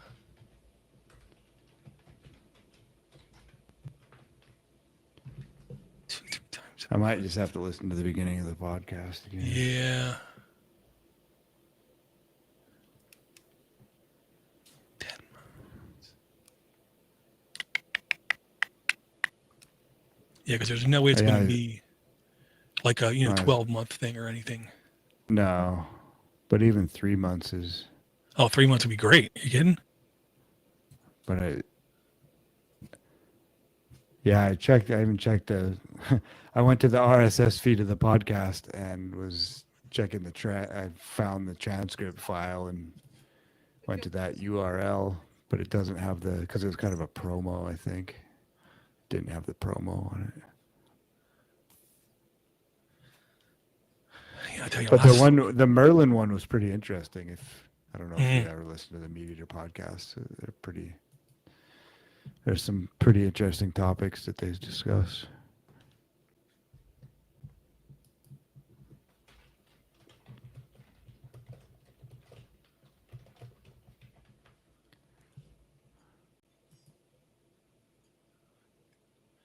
it is funny.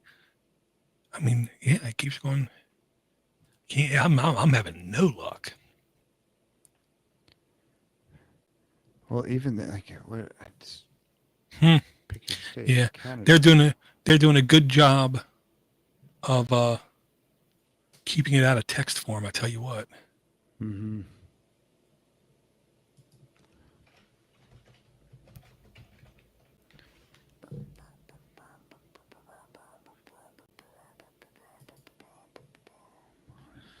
Yeah.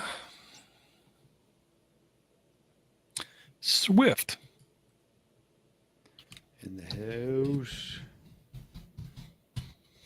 Yeah, literally last time he pinged me and asked me, "Is there a show?" I said, and I'm pretty sure at the time I was like less than 8 miles from him, because Baltimore's not a big city. I didn't realize he was in Baltimore. Yeah, I think he came up from DC not that long ago. I'm gonna go upstairs and tell kids to be quiet. I'll be right back. All right.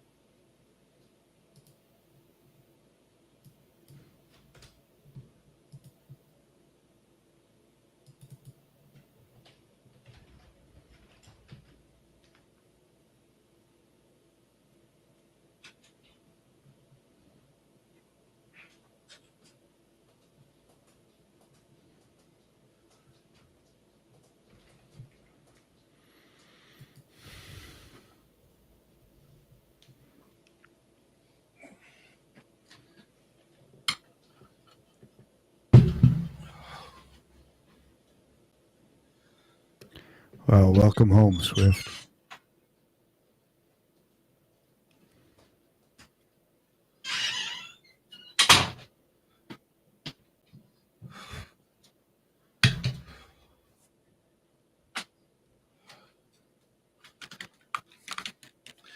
Sorry about that. Sorry, I tried the Meat Eater promo code and it gave 20% off. They might have changed it. They might have said, well, we're going to do 3 months, and then after a couple of months or after a couple of weeks, they're like, let's switch it. No, but I don't think so. I think it was the last couple of days. Oh, well, shit. I'm not listening to month-old podcast store. Jesus. For a while there, I was like 10 days behind in my podcast. Yeah, I know. At that point, it just sort of go through and just purge them. Uh-huh. Well, there were certain ones I knew I could safely skip. Like anything from Twit, number one. Yeah. Mm-mm. I don't listen to any. I only listen to Security Now. I lied. I always listen to Security Now, always. Global News was another one. It's because they literally put out like 6 hours of news content. Like every hour, they release an hour's worth of content for like 6 hours straight.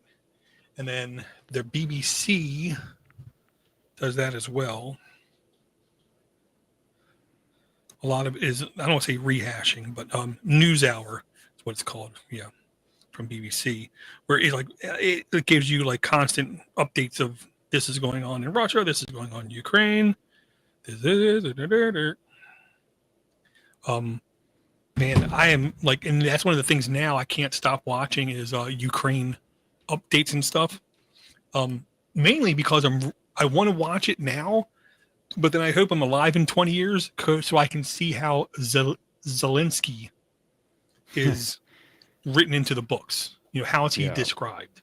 Because right now, I mean, he seems like the only thing keeping that country together and fighting.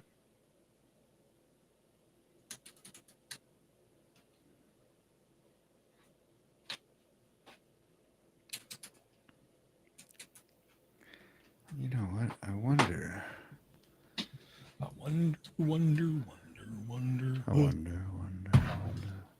who wrote the book of love? Game on, sucker. Oh man, maybe it was in there.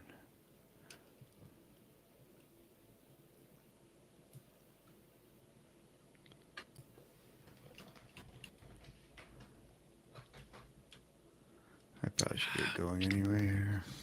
Gotcha. Well, thank you for coming out, man. It's always good to see your kid, man. That kid is, damn. I mean, if he can keep up that attractiveness, he's going to be set for life. Kind of thing.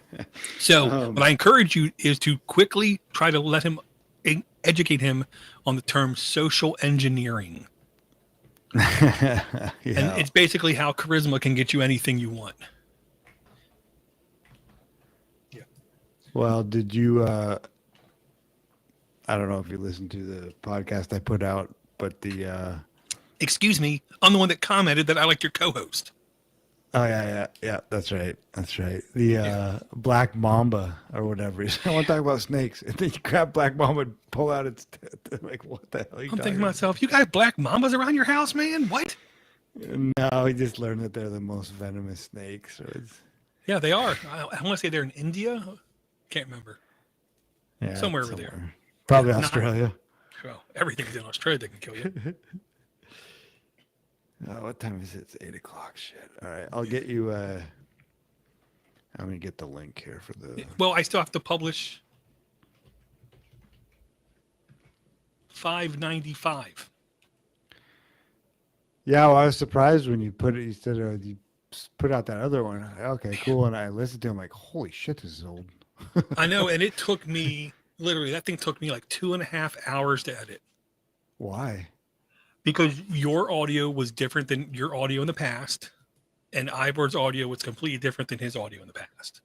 I don't know what you guys did that show, but there was, because when I put it through the normal stuff, you sounded like you're hearing it didn't sound and it didn't sound very good. When I tried to do the compression and the noise cancellation stuff, I know, so I had to go back and redo my settings for that. And when Ivor, oh man, it was like his voice was almost sound like a shriek when I was done editing. So I know I got to go back and I got to redo my template, is what I call them, on how much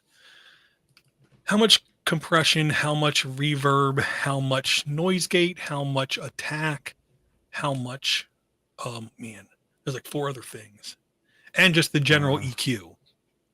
Because like with your EQ, I take out the middle, turn up the high just a little bit, and I like to turn your low up a lot.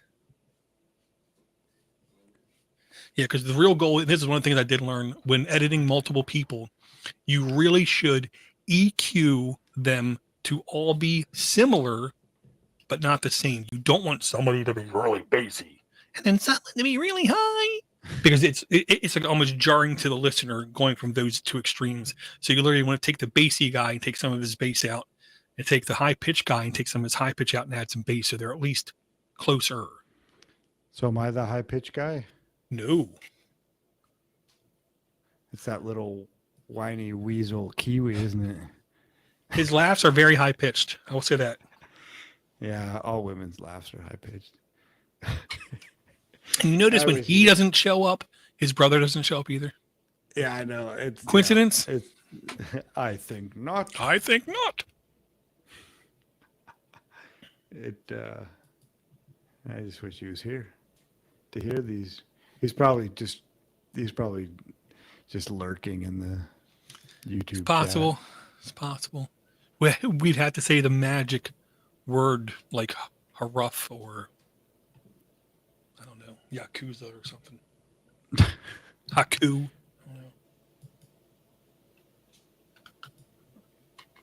Vegemite.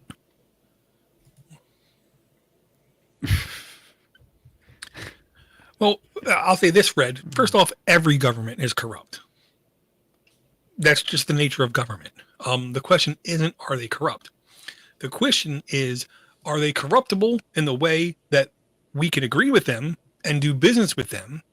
Or are they corrupt in the kind of way where we shouldn't do business with them? That's the difference. Now, I will say Ukraine is one of those countries. Their leaders seem to dictate too much, is what I want to say. Yeah, call him an Aussie. You'll really get his attention. Well, Yeah. Ukraine has been the most corrupt country in Europe for, I don't know, a decade, maybe longer. And it's been known that it's the most corrupt country, and that's why you go to war there, right? Like you go to Afghanistan just to feed the military-industrial complex, but also you're pulling the poppies out of there. You were pulling a lot of poppies. And so, yeah, Ukraine is just a great place to go and throw all the money into a washing machine and see how it comes out the other side. Well, and I will say I've dealt with a couple vendors who are based out of Ukraine, tech companies. I don't know what they're doing in that country. They know a lot of tech. Okay. They know a lot of high-end tech as well. I know that the border of the Ukraine to Moscow is so short, it's extremely uncomfortable. You know what I mean? And that's one of the reasons why, that to me is the reason why Putin's trying to take it back over, just to extend that a little bit further out kind of thing. But I don't care about Putin. He's a jerk. Yeah, well, they're all jerks. Yeah, but he's pretty jerky, man. I mean, literally, he just killed another guy. The head of, and people call it Wagner Group. Wagner Group. Thank you. That's how it's supposed to be pronounced. Wagner Group. He literally just had him killed 2 days ago. Him and 9 people on a small chartered plane got shot down accidentally. Yeah, but I mean, how are you going to prove that it was Putin that did that, or that it you don't even need to. happened? And, I mean, yeah, well, exactly. there was reports that he was on a different plane at the same time, the lead of Wagner, but whatever. I just know that when leaders start to feel uncomfortable about How much power they have? Oh, people are going to die. Well, have you ever read Confessions of an Economic Hitman? I've done more than that. I'm related You to wrote one. it. No, I'm related to one. And I sat with him for hours listening to his stories of going into countries and basically saying, wouldn't it be a shame if all of a sudden there was like a little uprising and you didn't have the proper this or that? All we're trying to do is help you.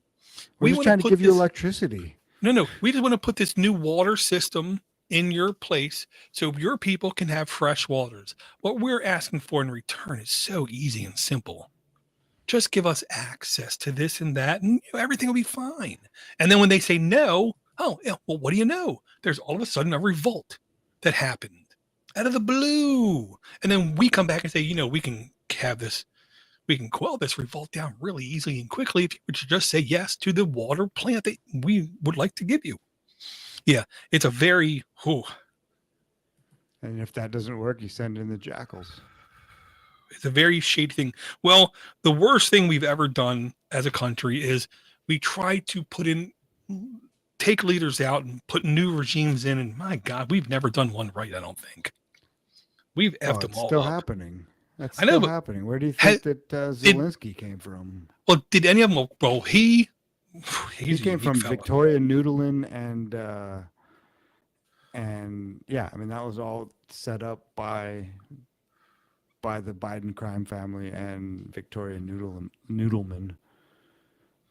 Well, I would say it was painfully obvious that right after Trump met with Putin and kicked the guy out of the room and said, "You can't record this."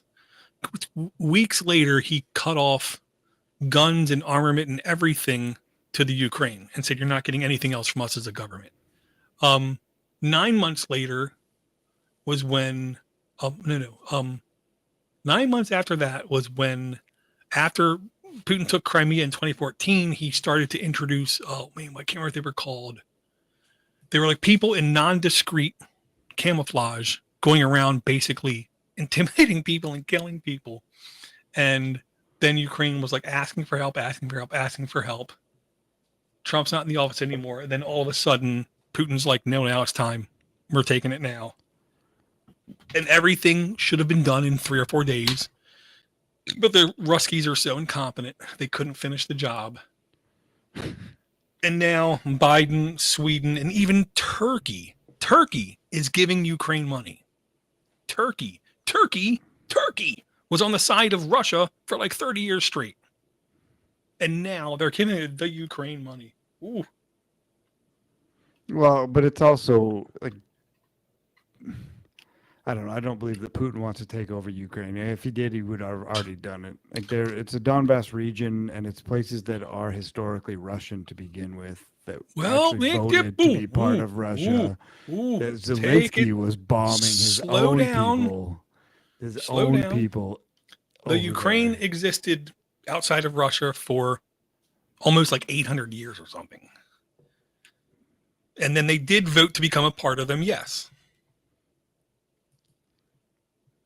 But like fucking Putin. But then they wanted to even do a peace treaty at the beginning. And the United States said, no, you're not going to, there's going to be no peace treaty here. And that's when Boris Yeltsin, it was Boris Johnson went over there too. And yeah, but there's no money in peace, man. Like, nope. You got to take the money from Afghanistan and put it somewhere. Well, no, and the place that's most hurt by all this is Africa, with food shortages because the Ukraine produced so much wheat it was ridiculous. Yeah, but that's also where all the armaments are going, though. Like a lot of the money is funneling down into Africa. There's a lot of fighting going on down there as well. Yeah. You want to talk about corrupt countries? Just pick nearly anything in Africa. Yeah, well, you can thank Europe for that as well. Well, they set a bad example. Is what I'm going to say. Yes. Well, they went down there and colonized everything, and then they just pulled out after World War II, and they ran out of money. The only people that would take over the government are the people that were trained. You know, they go into the UK and then they train under the government, and now you got a puppet down there, literally. or warlords that just take over Well, the government. Like, yeah, and that's one of the things that's crazy. We make more than enough food right now to feed everybody 1.25 over in the world. Yet we still have people that are starving because you have warlords that are using food as like negotiating chips, kind of thing, to where they won't let us feed some people in their country just because, until we give them, armaments, guns, munitions, stuff. well, that's I've been doing this the permaculture course as well, and trying to learn more about all that stuff. And it's amazing how much food you can grow in a small area, and even if it's a desert, you can. I mean, there's a Jeff Lawton is the guy's name, who's an Australian, right. And it's called Greenifying the Desert. He went into Jordan. Yeah. Well, the dirty secret is the sand is some of the most fertile. What's the word? Microbiome. That if you take that sand and you just treat it right, with a little bit of water, it becomes incredibly fertile. Incredibly fertile. Yeah. It is weird like that. And the Sahara is technically shrinking every year, and it's becoming more green around the edges. And what's happening is, because the land is so fertile, it's the edge of the Sahara is becoming like incredibly fertile, to where farms are starting to pick up right there. The question is, how much are they going to grow and keep to themselves or help others with? Well, it comes down to being able to harvest the water and having good soil. Like, it's the people put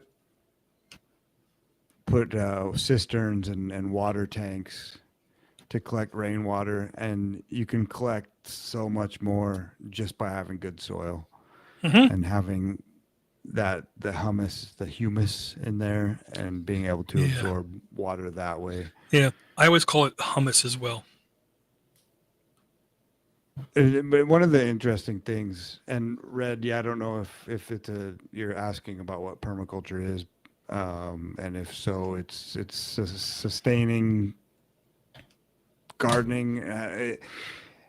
It's basically systems, creating systems that work together, and everything involved has more than one job, and it's for growing. It's almost like aquaponics, but on a bigger level, a broader level.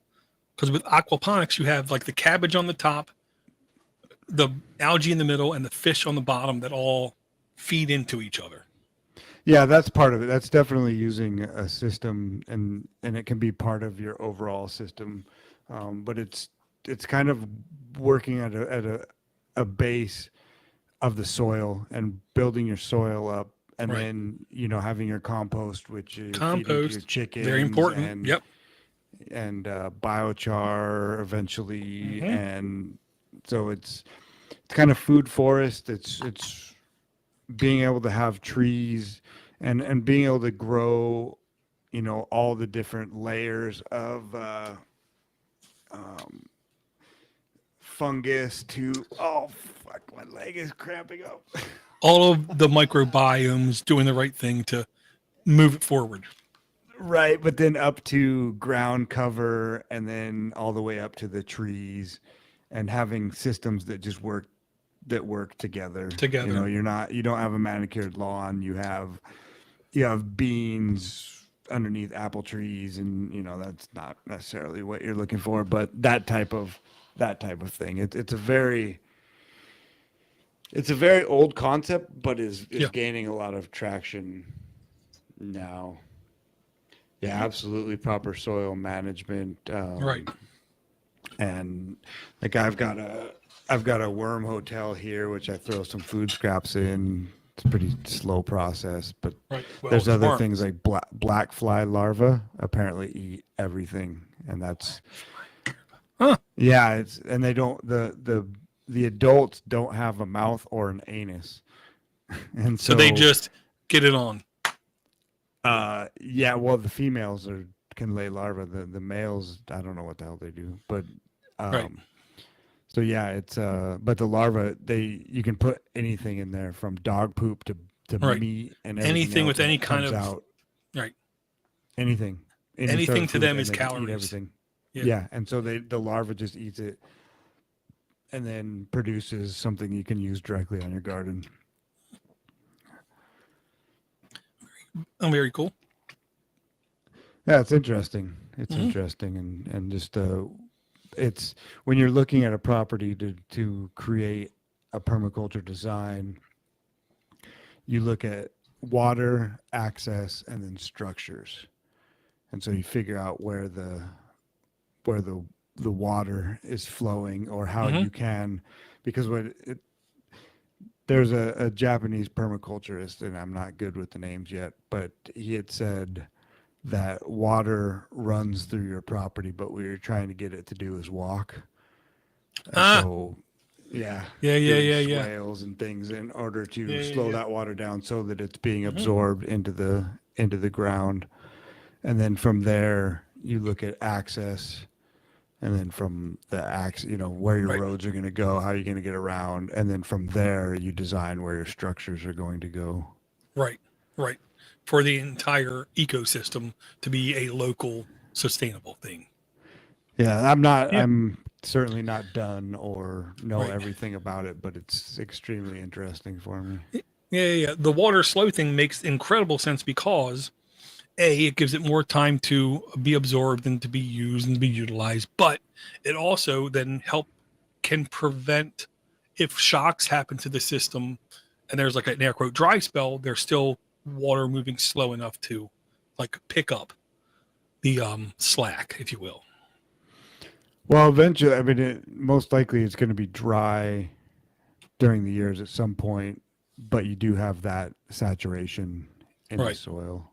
Right. But there's a plant Like called runway. comfrey as well. Like, and I don't know a lot of them yet, but there's a lot of plants which are extremely beneficial for permaculture Yeah. and like legumes and nitrogen fixers and stuff like that. Right. But there's Yep. another one called comfrey, and I've got one plant so far, but it's a lot of people's favorite plant because it grows huge leaves and they can be used for fodder for animals or just Right. chop and drop for green manure or like green mulch Well, and yeah. stuff like that.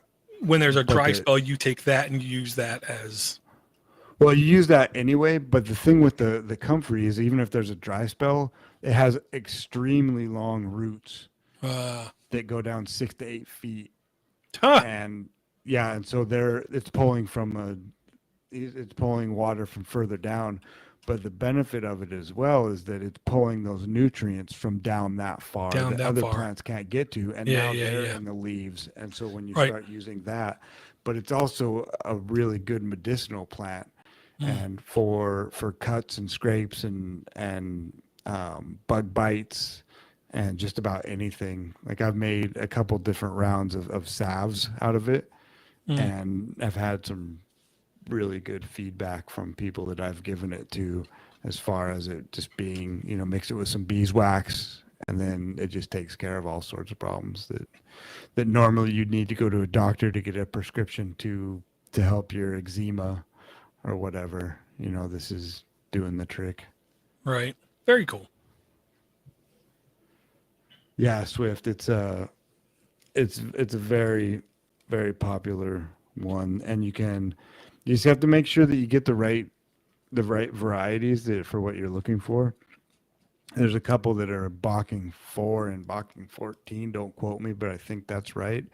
And they're Russian hybrids, I guess. And they don't have seeds, or their seeds aren't, they don't germinate.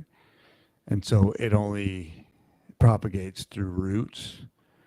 And so that's kind of what you're looking for, I think. Other than that, it spreads pretty profusely anywhere that it's planted. Oh, nice. Yeah, cool. Gardening books. I didn't. This is all fairly new to me. So, but then with the comfrey as well, as it just grows anywhere. Like it's apparently yeah. you can just put it anywhere. And then for those two varieties, then you can take the root ball and break it up and then plant the rhizomes or, sections of root from that and grow it as well. Spreads like grapevines. Yeah, I guess. And sunflowers.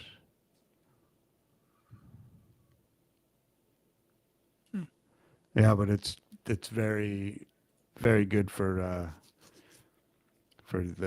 livestock too to eat, from what I understand.